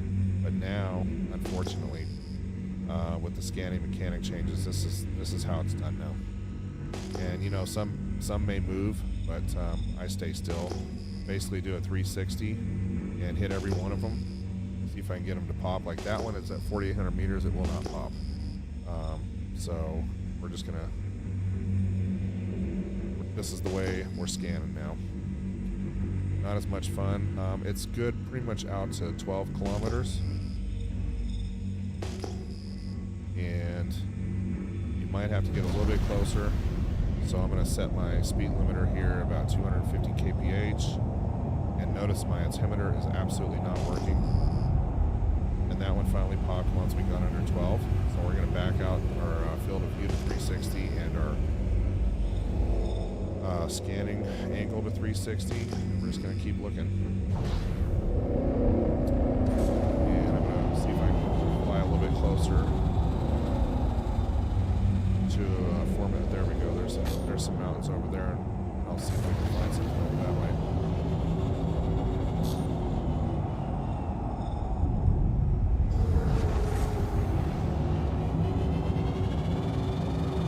Hey Steppenwolf, welcome to the channel. Welcome aboard. Thanks for joining.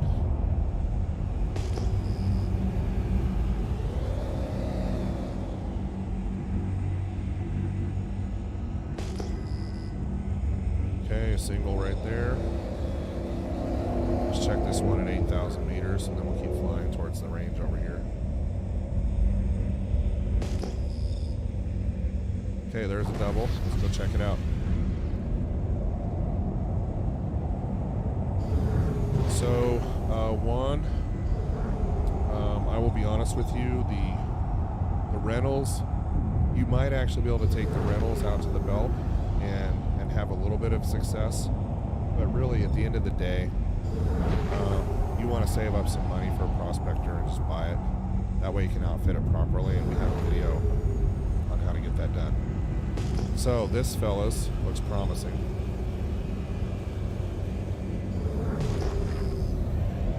But we may have a bunch of non-scannables here. Oh, there we go. And Steve, would you like to chime in and tell everybody what we have here? And this didn't take as long this time. And for those who are not sure, I'll just zoom in for you. That looks awfully pretty to me. I'm gonna fly into the middle of this real quick and get some glamour shots real fast before we start taking a look at content. But this is Lyria. It's so hit and miss, and it's either feast or famine. So anyway, what do you guys think about that? Nice and pretty, huh? That's a nice little quant field. And if Steve were with me right now in his mole, he could probably rack up some money here. So let's just take a look at what we got for content. This makes me wish I had a 44% raw on a 6500 mass rock. And unfortunately, I don't think I can, Steve. If somebody else knows how to do an invite, a party invite, or a friend invite, let's see if we go here.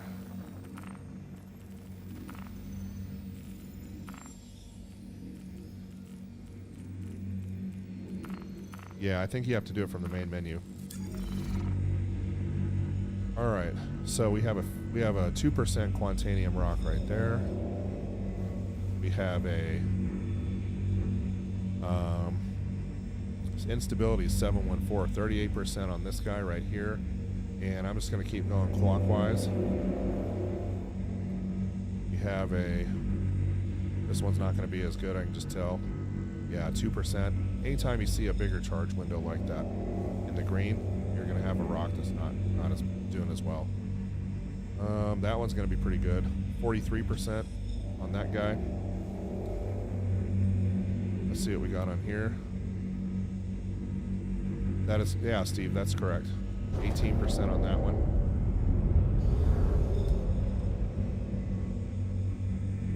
%16 on this guy.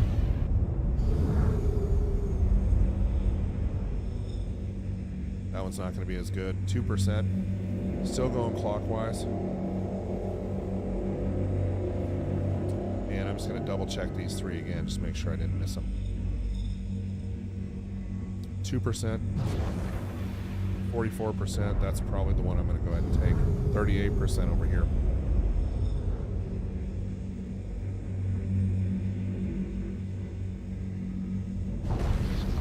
So I think what we're going to do is we're going to break this one open real quick, and I'm going to just kind of get things positioned here. Anyway, this is our Quantanium field that we're looking at, everybody. So we have 1, 2, 3, 4, 5, 6, 7, 8. Looks like we have 8 rocks here. One of them's a 44 and the other one's a 38. So those are the ones that are worth taking. So I'm going to pop over to my streaming host here real quick. Get some music going again. If the music's irritating for you, let me know. Say so in chat. Say that music sucks. Turn it off, and I'll turn it off. Meanwhile, let's see if we can take this one. Let's see if I received it here.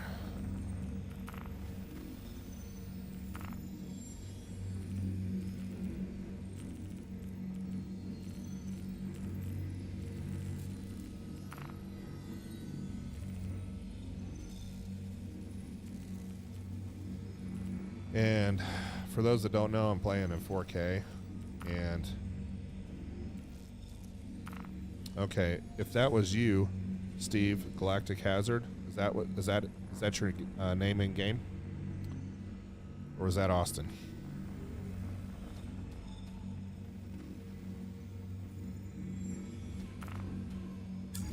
All right.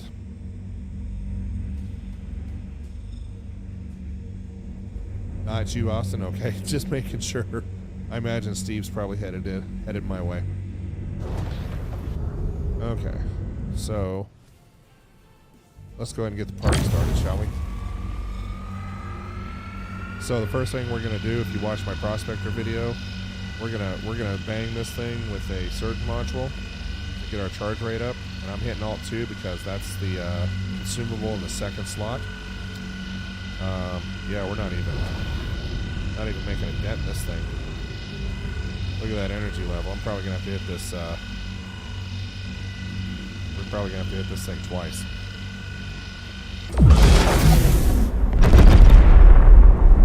And you know what? I forgot to overclock my mining head, so I might as well get that done because I know that.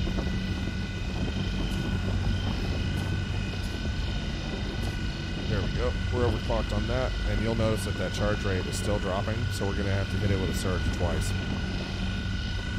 And you'll notice I'm in optimal range. I'm at, let's get out into, like, this rock is huge. Look at the size of this thing. Anyway,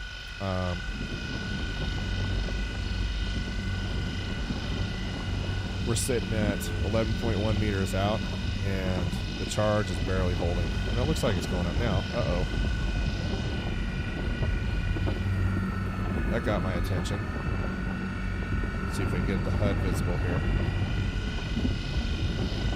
Now we're going to hit it. As soon as we get into the green, we're going to go ahead and bring up the brand. Seems like I was in a vein or something that was bringing up my charge level. Let's see if we can figure out where that was.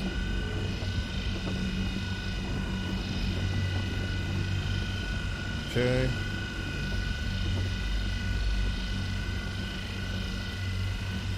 Alright.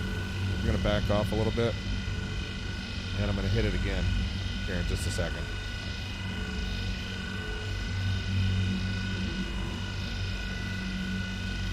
A little bit lower. Look at that. You see that, guys? It jumped up there for a second.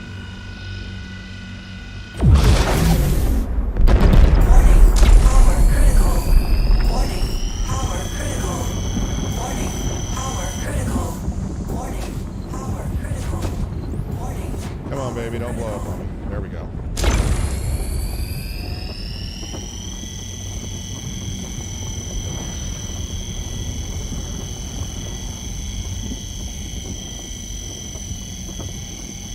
That's one thing about the Prospector on Lyria is if you find a big rock, you're right on the edge.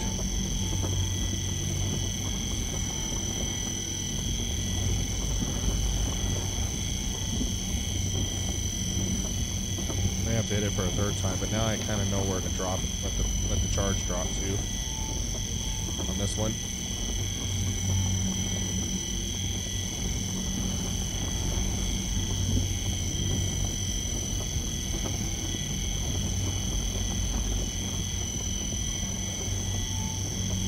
Yeah, Steve, how far out are you, buddy?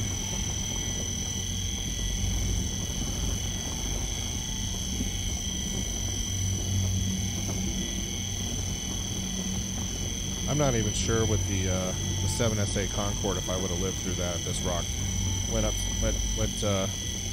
blew up on me. But you guys will notice that I have, even with the MH1 overclocked, on a rock with this mass and this size, I'm still not putting enough energy into it.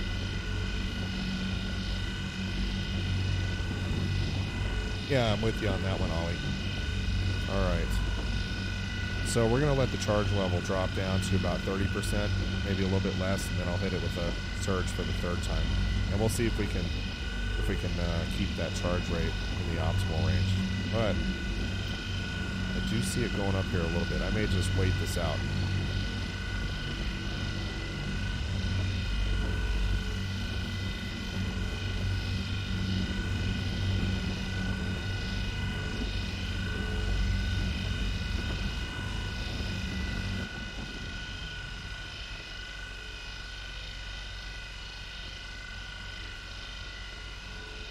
I mean, we are cozied right up to this rock.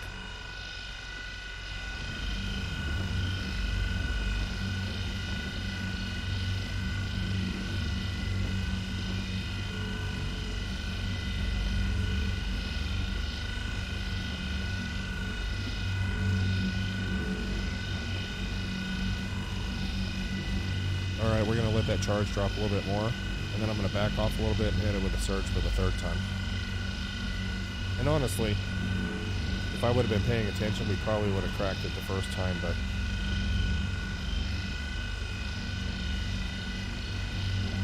Extraction mode on. Fracturing mode on. Okay, here we go.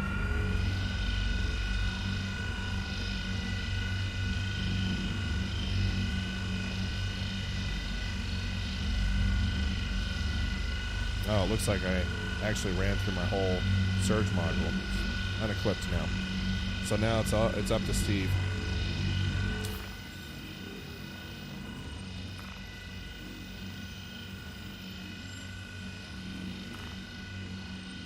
All right, Steve.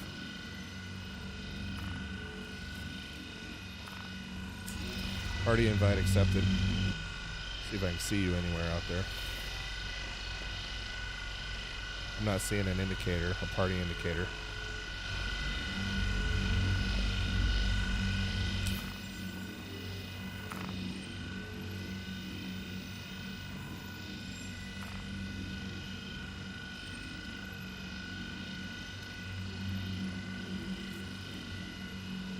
Awesome. Yeah, because I'm out of surge. So what I'll do is I'll just wait for you here. And obviously the charge level in this rock's not going anywhere.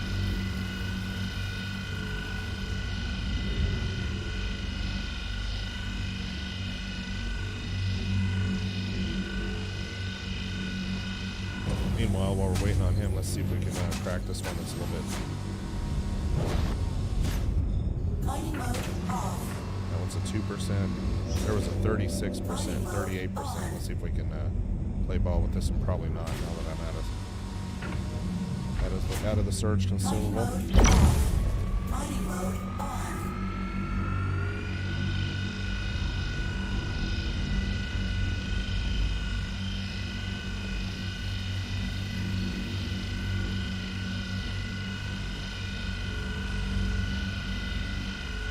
One thing that you can do is you can fly around the rock, and if you watch the resistance right here, see that went up to 0.68, right?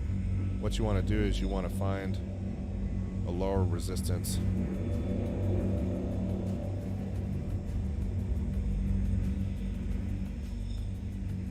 Yeah, Steve, I'm not able to see you either.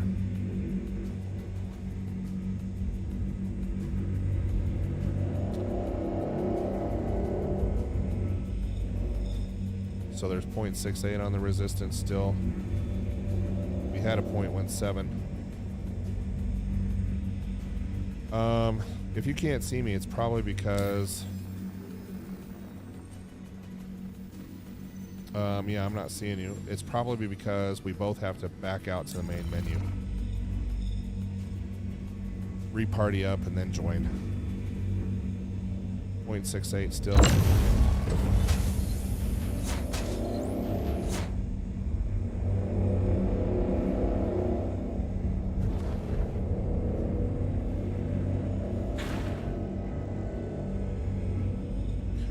For this vein right here, get some power into this, but if not, I'm gonna unfortunately have to leave this behind and come back.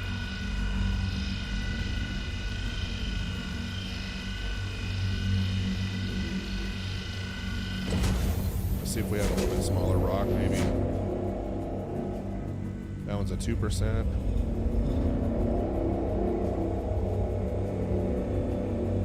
Alright. There's our 44% unbreakable.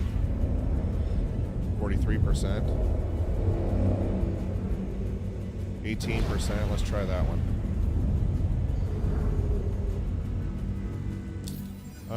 On this one, let's take a look.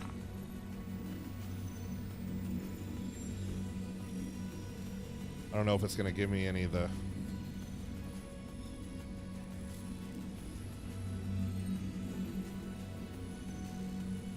Yeah, it's not giving me any of the waypoints, unfortunately.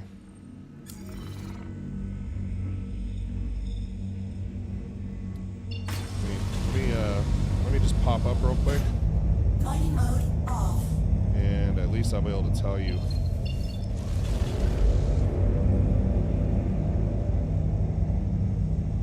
Okay, we're 29.1 kilometers out of elsewhere.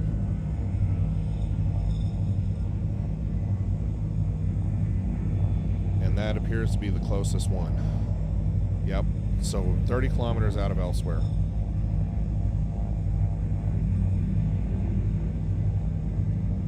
Alright, and while he's trying to find me, I'm going to pop back down here and see if we can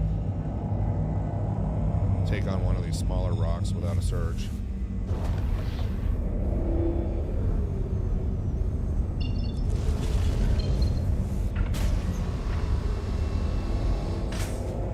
Mining mode on. 38%. Guessing at that mass, probably not, but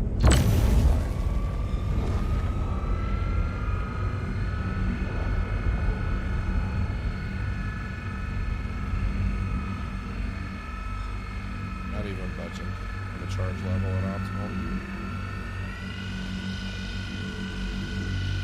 Maybe a little bit. So Steve, just in case you didn't hear me, 30 kilometers out of elsewhere on Lyria.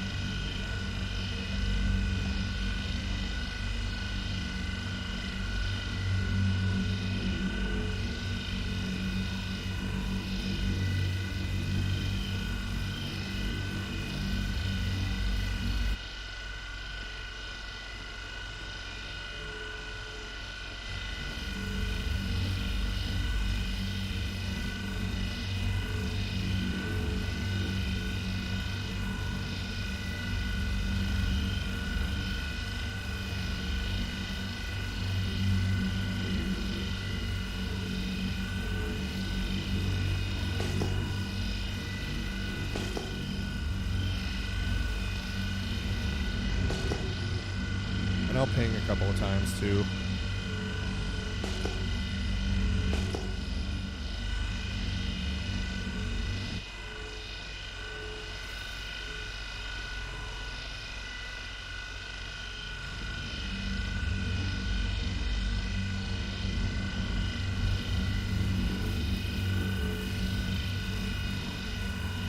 Not even close to cracking that one.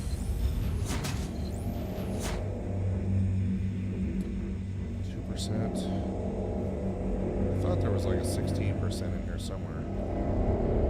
Let's see if I can find some of it. 2%. 43. And here's an 18. With a 4933 mass, we might be able to work on this one.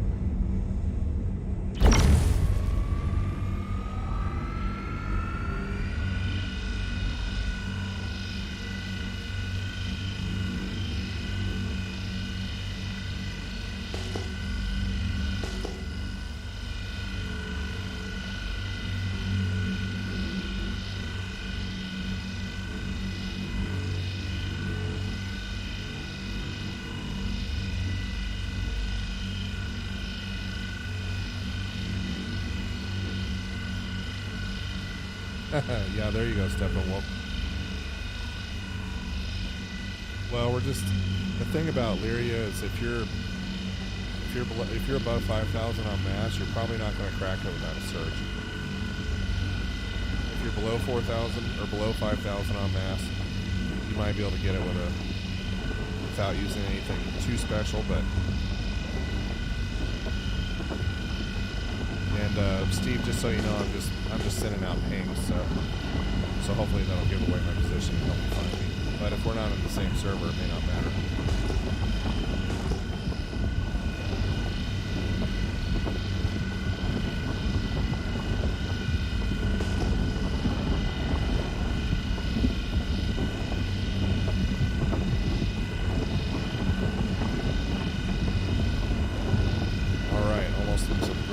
One, and then we'll just hit our trusty little ramp module.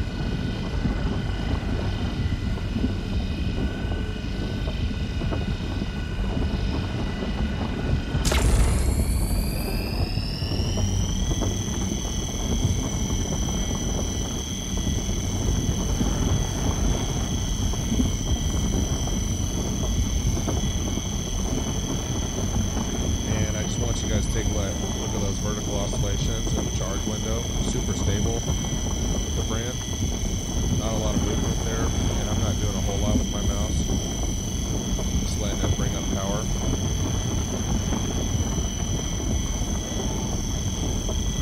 And Steve, let me break this down real quick, and then I'll pop up real fast.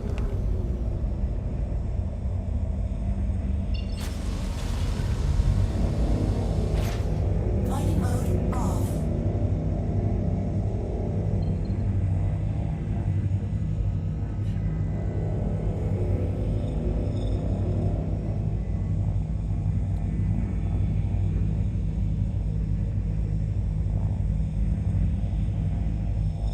Okay, so facing towards elsewhere, my bearing is 290.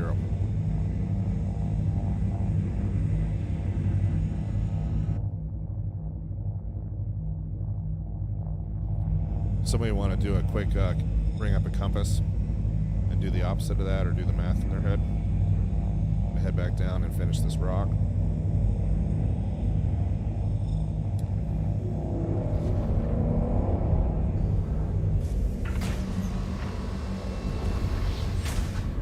Mining mode on.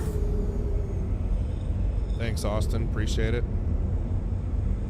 Okay, so as you guys can see once again, on this particular one, that's that piece is not worth much. So Steve, 110 from elsewhere, and that should bring you right to me. That one's not worth much.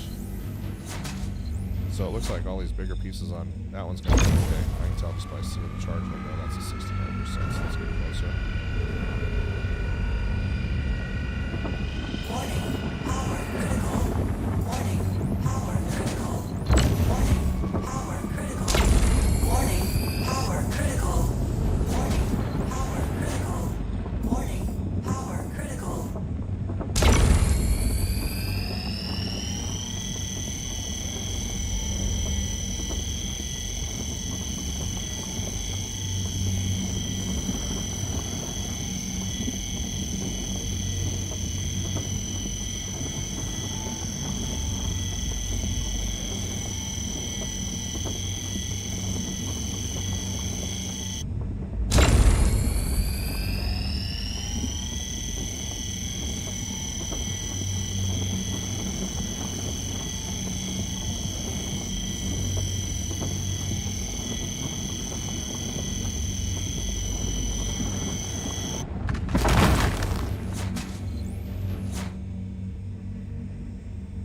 And you can tell by the charge window on that one's going to be useless as well.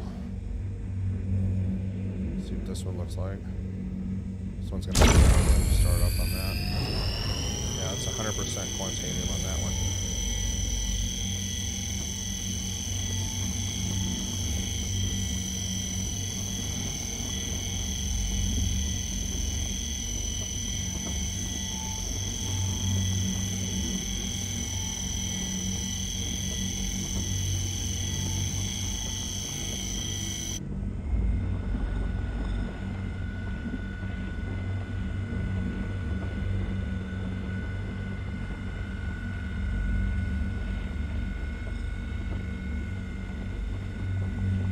This one's going to be more of a pain. Warning. Power critical.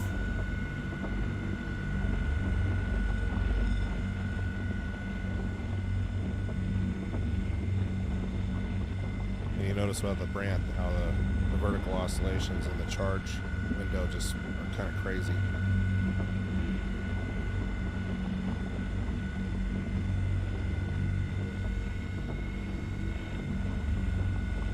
A lot of mouse movement on that one. And so we got right here.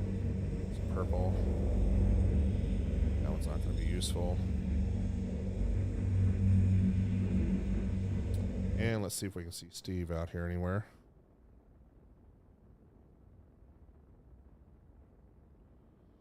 Not seeing our friend Steve yet. Let's keep on breaking.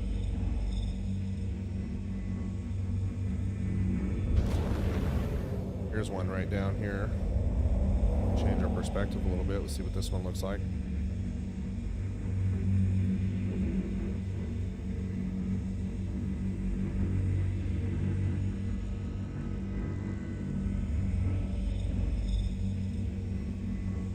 one has a big charge window. We're in the green, so that one's not going to be useful.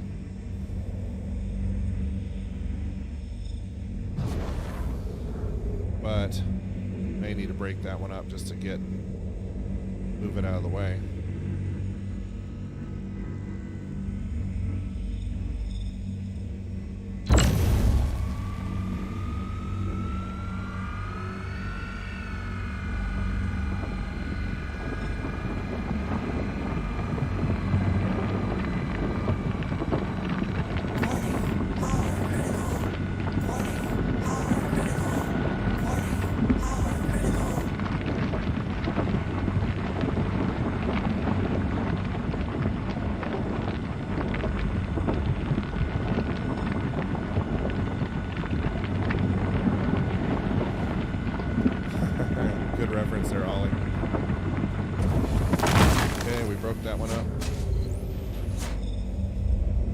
Just change our perspective here a little bit, make sure we didn't miss anything.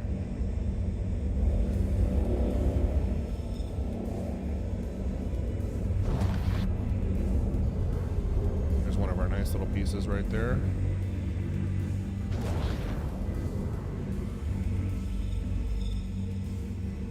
Another nice one.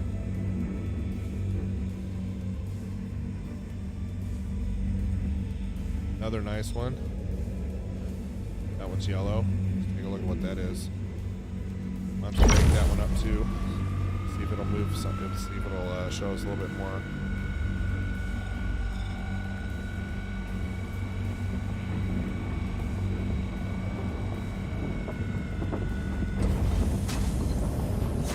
Hey, there he is.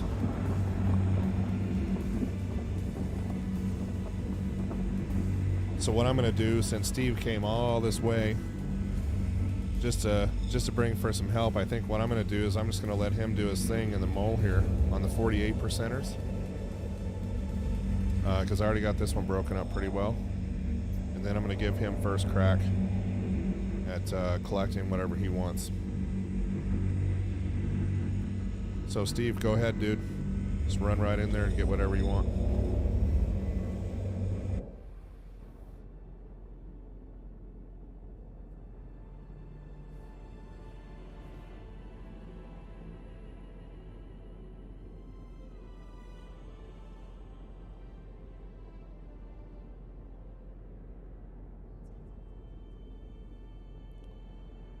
And you know what I should do next time is probably stand up a gilded or something else. Yeah, so Steve, there's a couple of them down here.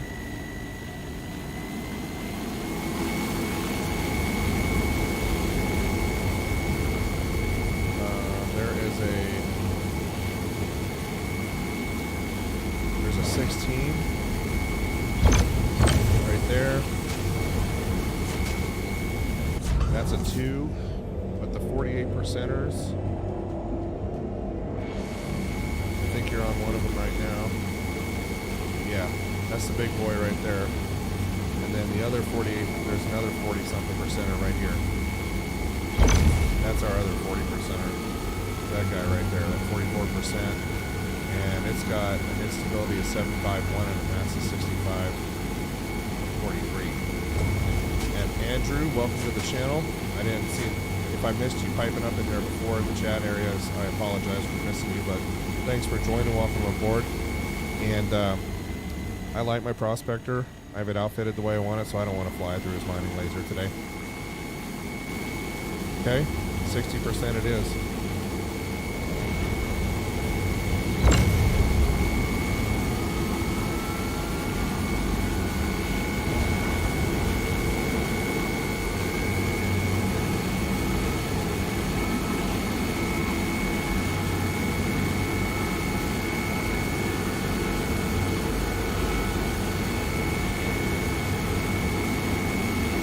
Austin has quite the sense of humor, as we can see.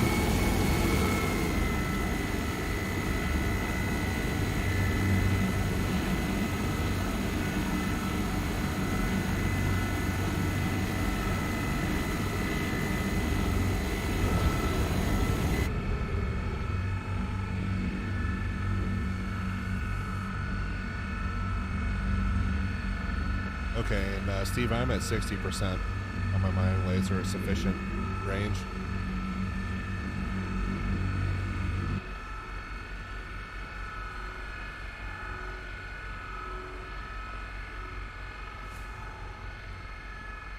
And so I'll just, I'll hang right here until you tell me to do something different.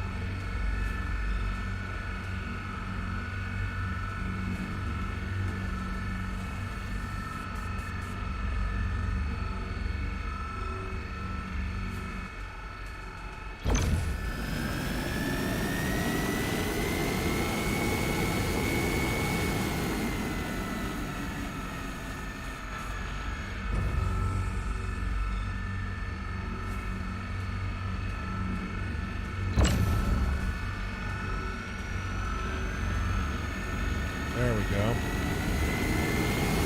Now we're headed in the right direction.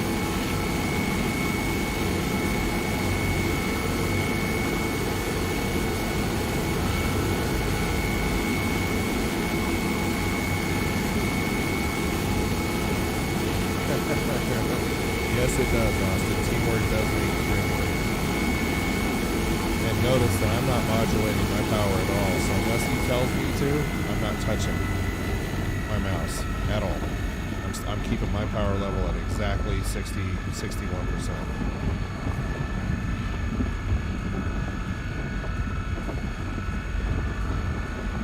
And look at that, folks.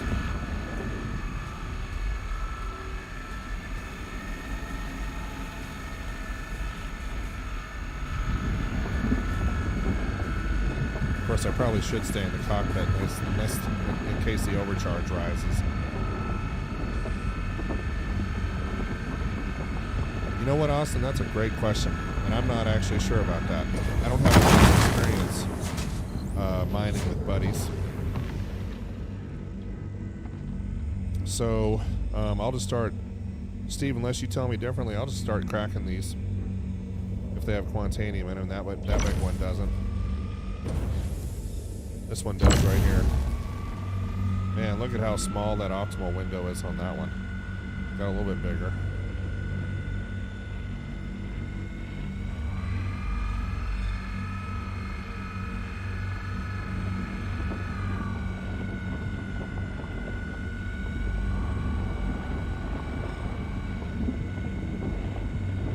And I'm out of brand consumable, so now this is just all manual mouse work at this point in time, trying to keep that overcharge from occurring. And keep in mind that the Lancet MH1 has a negative 75 on resistance and instability built into it already, so I can't even imagine using another mining head trying to get this done.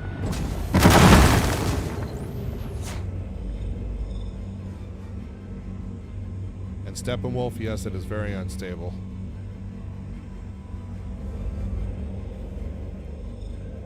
So you can overcharge it, blow it up, and blow you up with it.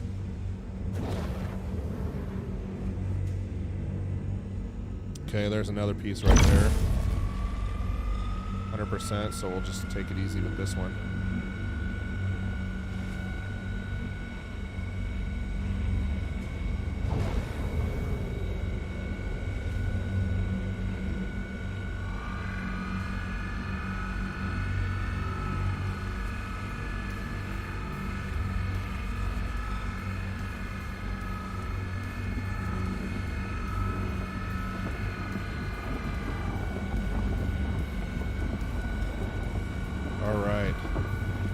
Things are looking really good now, thanks to Steve joining me. Let's just try not to blow ourselves up here. And Steve, I don't know, I'm out of consumables, so no more surge, no more brand, so it's all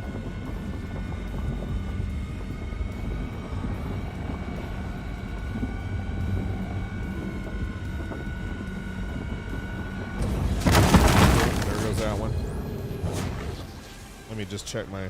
It's always good to have situational awareness when you're mining with somebody. Know where their ship is so you don't run into them.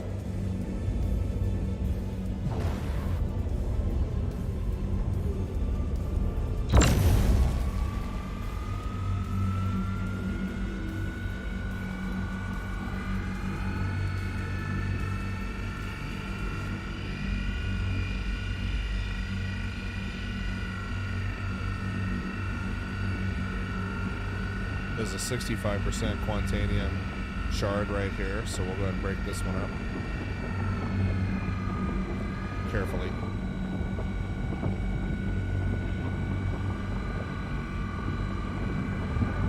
Warning, power critical. Warning, power critical. Okay, we'll bring the mining laser down a little bit. Try and keep it in the green though. It's really nice to have a good mouse, a sensitive mouse for stuff like this. I had another mouse where the middle mouse button wasn't that great. Okay, there goes that one. And let's check our percentages on this one real quick, and that one's not going to be any good.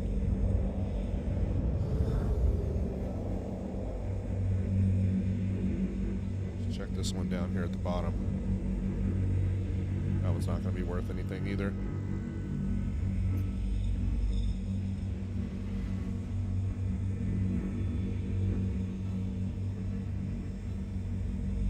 Thanks, Steppenwolf. Or are you talking to Steve? Who knows, right? What do you guys think? Think we should break this one up, get this shard out of the ground, or...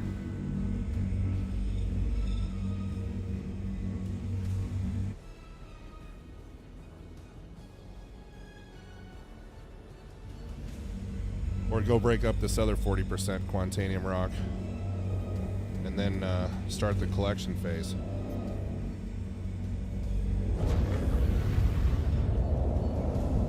There's a 16 right here.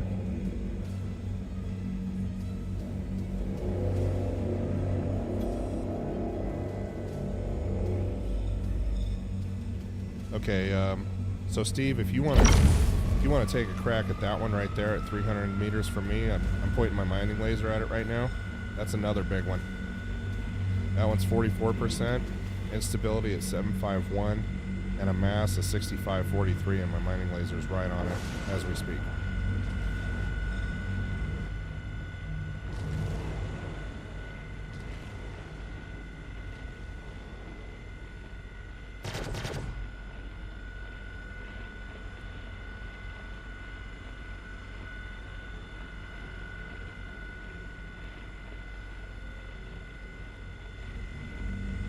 Let's get a little bit closer to it. This is a big one right here.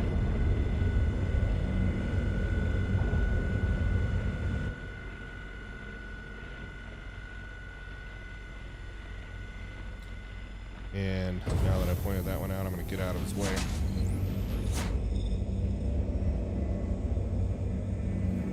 In a collision with a mole versus a prospector, who do you guys think wins? I think physics wins and I lose.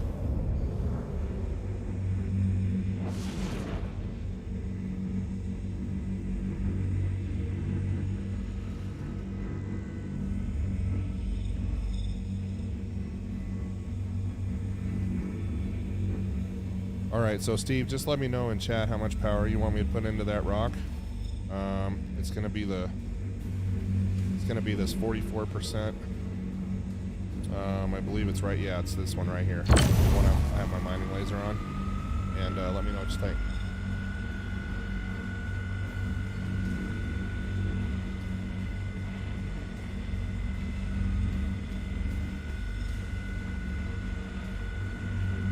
I can go 60% again.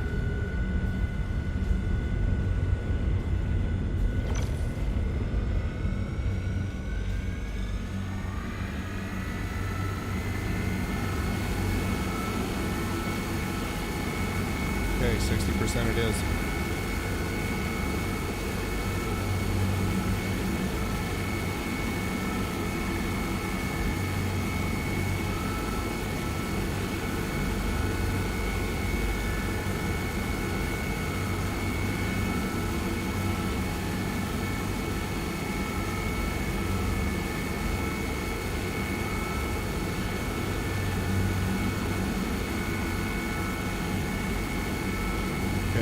increasing to 80% now.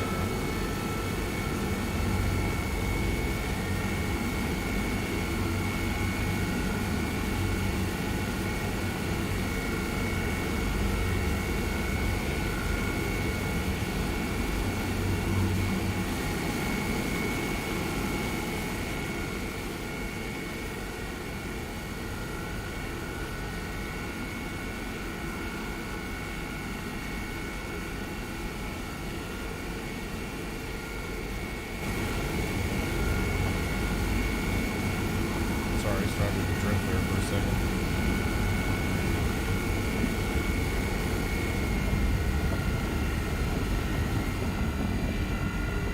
And I'm just keeping it nice and steady right at 80%.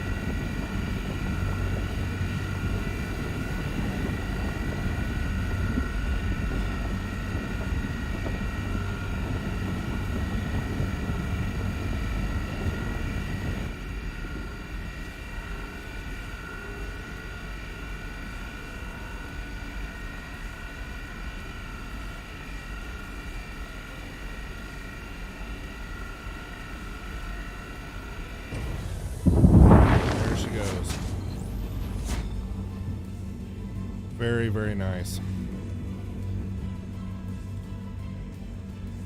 And that, my friends, is how you mine with a buddy.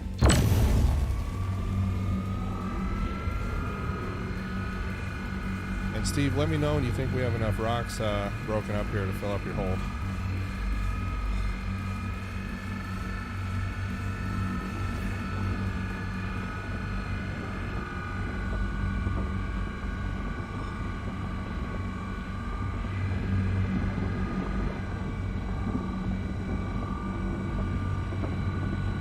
Just in case some other folks joined, I'm not in optimal range on a shard. I'm staying in sufficient, just a little bit less risk. There's really no reason to get into optimal range. You have more than enough power to break up these little ones. Warning, power critical.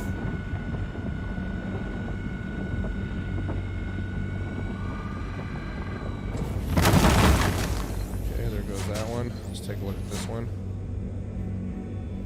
I'm just going to move over. Okay, that one's not going to work for us. I can just tell just by the optimal charge window on that one. That one's going to be 100%.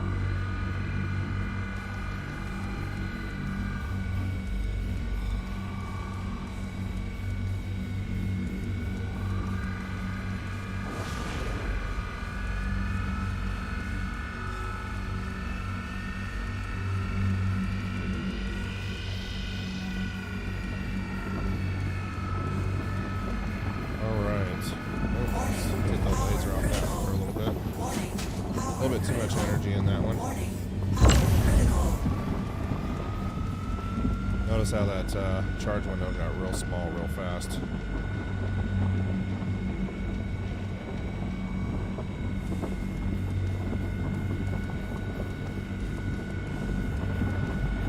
Looking good.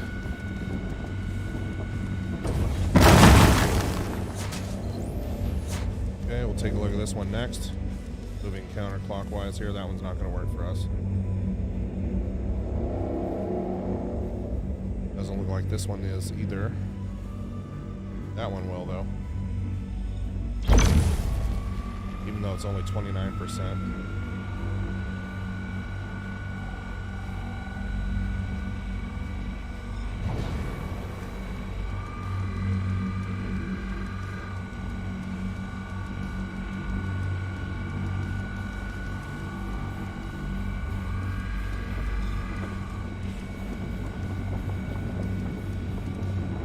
We're just going to keep breaking these up. Warning, power critical. And I think both Steve and I blew through all our modules, all our consumables, trying to take these bad boys down.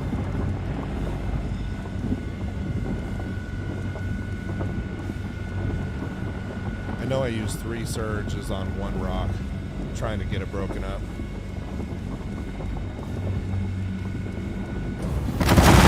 Okay, there goes that one. Let's see what we got. Let's see what we got next. There's another good one right there.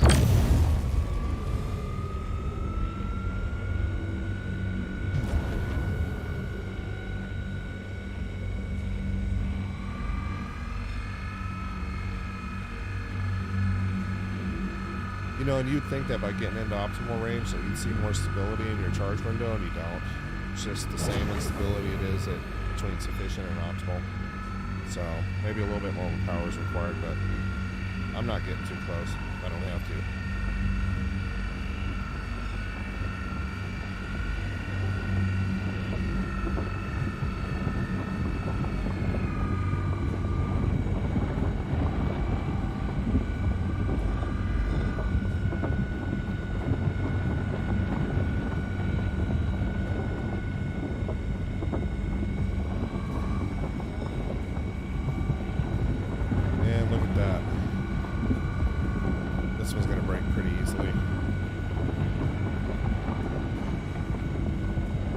Andrew, welcome to the channel. Thanks for joining. All right. I do believe that we are done here, Steve. So if you want to go ahead and get whatever you want, I'll just sit here and look pretty.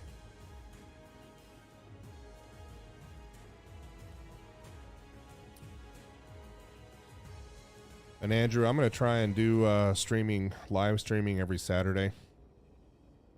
I'd like to do it more often, but time is not something I have in abundance between content creation, the real world, and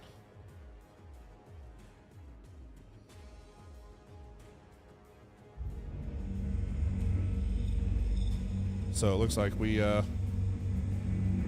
okay, I'll go ahead and I'm just going to look for 100%ers and feed on those for a little bit, Steve.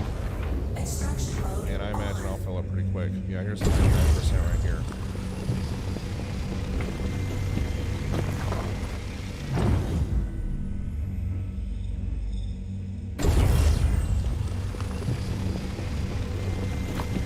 And that FLTR XL that I have is filtering out a lot of that inert material.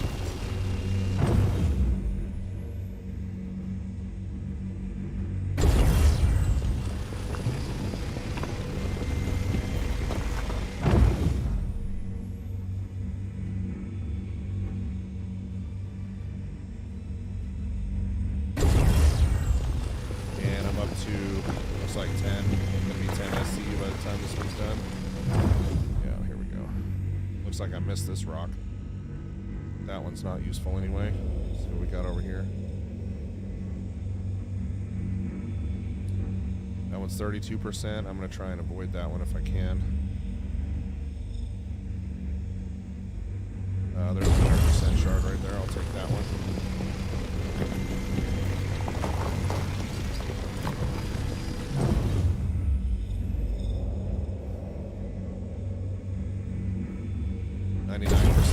That one too. And for those of you who are new to the mining world, once you get to 15 SCU, you're roughly 130,000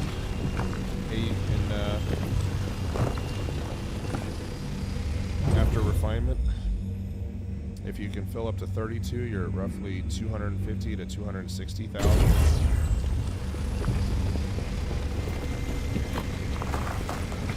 Okay, we're up to 20 now.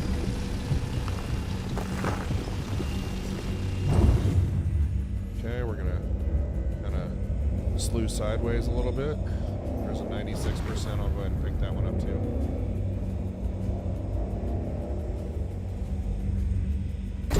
And notice that my time till critical is at 1350, so I don't want to be hanging around here for too much longer. I'm gonna scoop this stuff up as fast as we can. And we're at 26, and my cargo is full. I'm sorry, at 32. So just a few more here and I'll be done. Okay, that one's 60%. That one's useless. Let's see what we got here. 100% right there. That's probably going to do it for me, but we'll find out.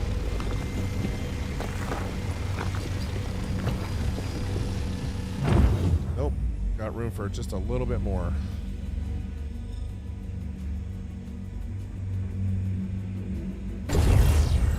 That's it, folks.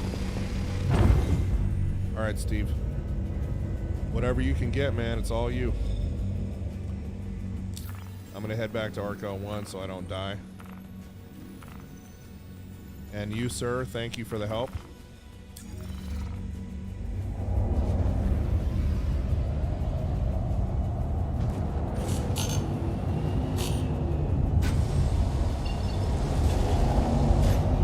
We're gonna hit the jets here and haul off to Arc L1.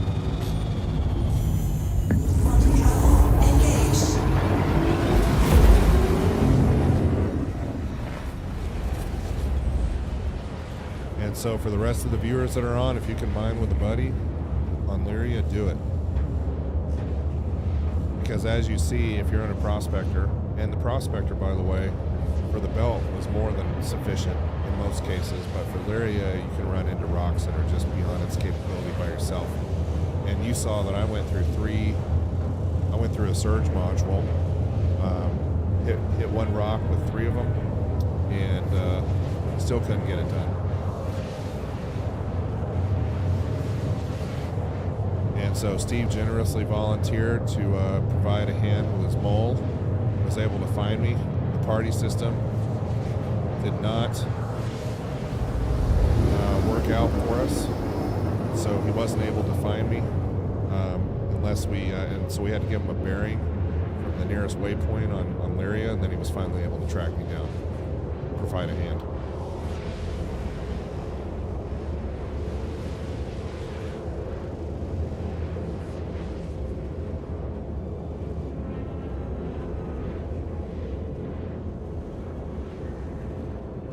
Now, for those who don't know, we are going to be doing a Prospector giveaway once the channel reaches 1,500 subscribers. I'm just a small content creator. I'm not big like some of these other guys out there, but we're doing a Prospector giveaway once we get to the 1,500 subscriber mark. I'll just randomly choose somebody.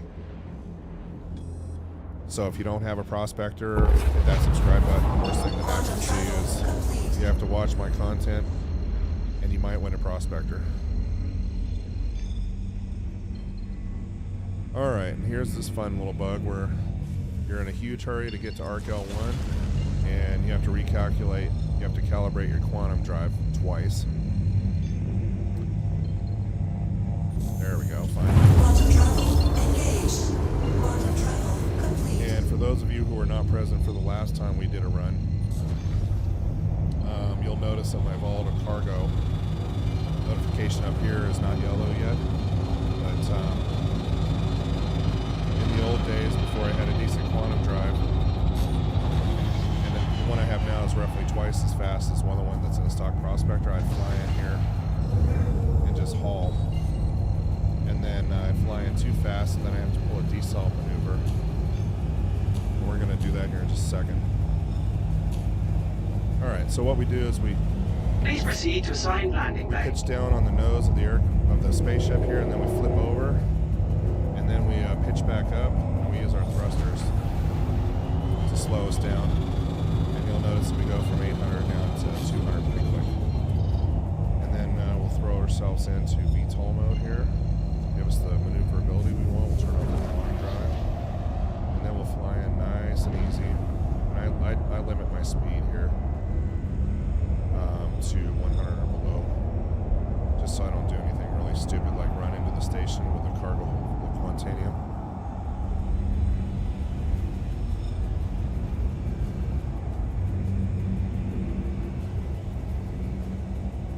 Okay, nice and easy.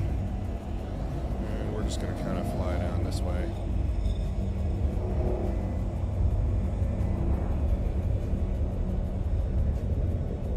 And let's put the landing gear down. Might need that.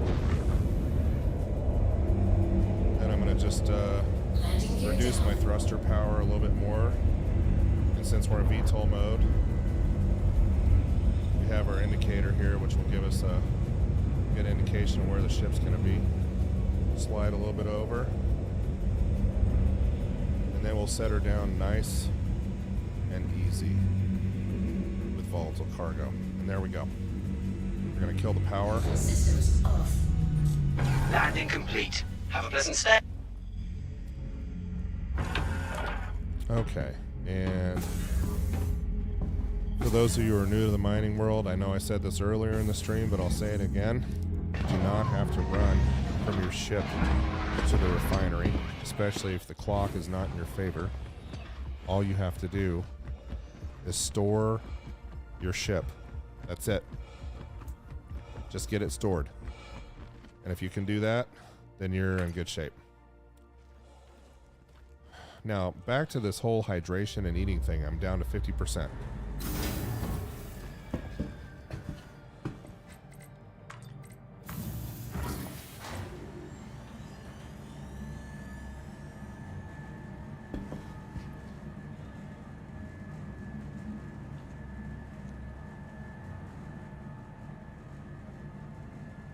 Still managing to pull 55 FPS on the RTX 3090 here. But watch what happens when we get to the lobby here. Things just take a turn for the worst. Uh-oh. There's a previously dead guy right there. Welcome to the ASOP Vehicle Retrieval System. All right. Steve, you made it back. Awesome. Would you do me a favor and just put your, once you get down to the refinery, or you probably have a pretty good idea right now, Goodbye. how much money you have sitting in your hold at the moment, just so everybody knows.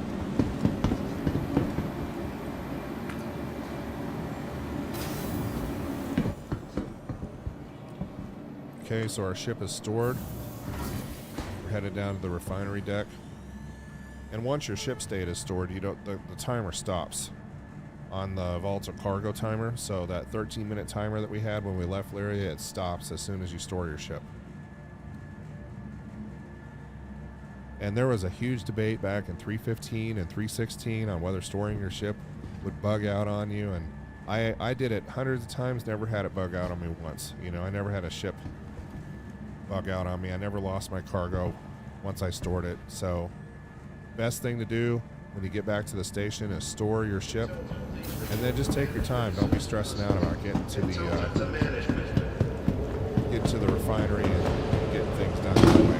You know, I guess the best way to put it is if you have your ship explode while you're running to the refining station, then you did something wrong. So just store it. Hi, good to have you back. All right. See anything And you like? let's take a look at what we got here. We got one completed work order, one that's processing. You'll see that this one's from the Belt, as they said in one of my favorite sci-fi series that recently ended. And this one was one that I worked on at Lyria. And then this latest one right here is one that Steve was gracious enough to provide some help on. And we're gonna do fair and exchange for the refinement method on this one.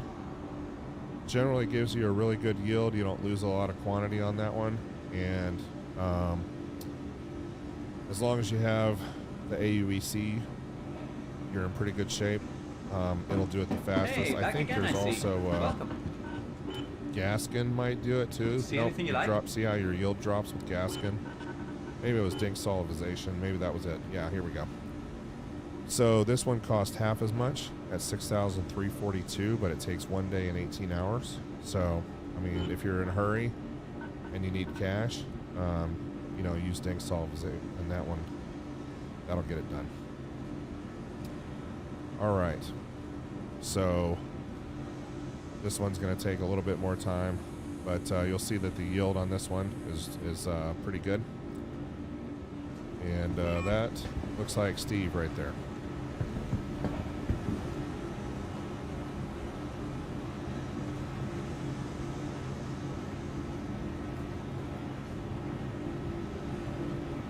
And for those of you who don't know how to do the salute, you just hit your chat /salute, and there it is. And I think you can even do a dance. And if you watch my little Trade Depot video that I did a couple of months ago, I think it was back in December or January, I had my guy dancing to some hip hop. Anyway, Steve, thank you very much. And that, my friends, is pretty much going to bring my stream to a close for the evening. as it's getting kind of late here, but I'm going to try and be on every Saturday night. And of course, we're going to be releasing content at least once a week, maybe twice. We're going to be focusing a little bit more on bounty hunter build, and management just wanted to make a general announcement to check your mouse there, sensors. including how to set up your We've been scanners noticing leaks in in processes. 317. And as things change, of course, we'll bring that to you. And if you like the stream, please like and subscribe. Smash that bell for me, and we will see you again soon. And thank you, everybody, for joining. And I had a great time. And Steve, thanks again, buddy. Appreciate it. And we'll see you guys again soon.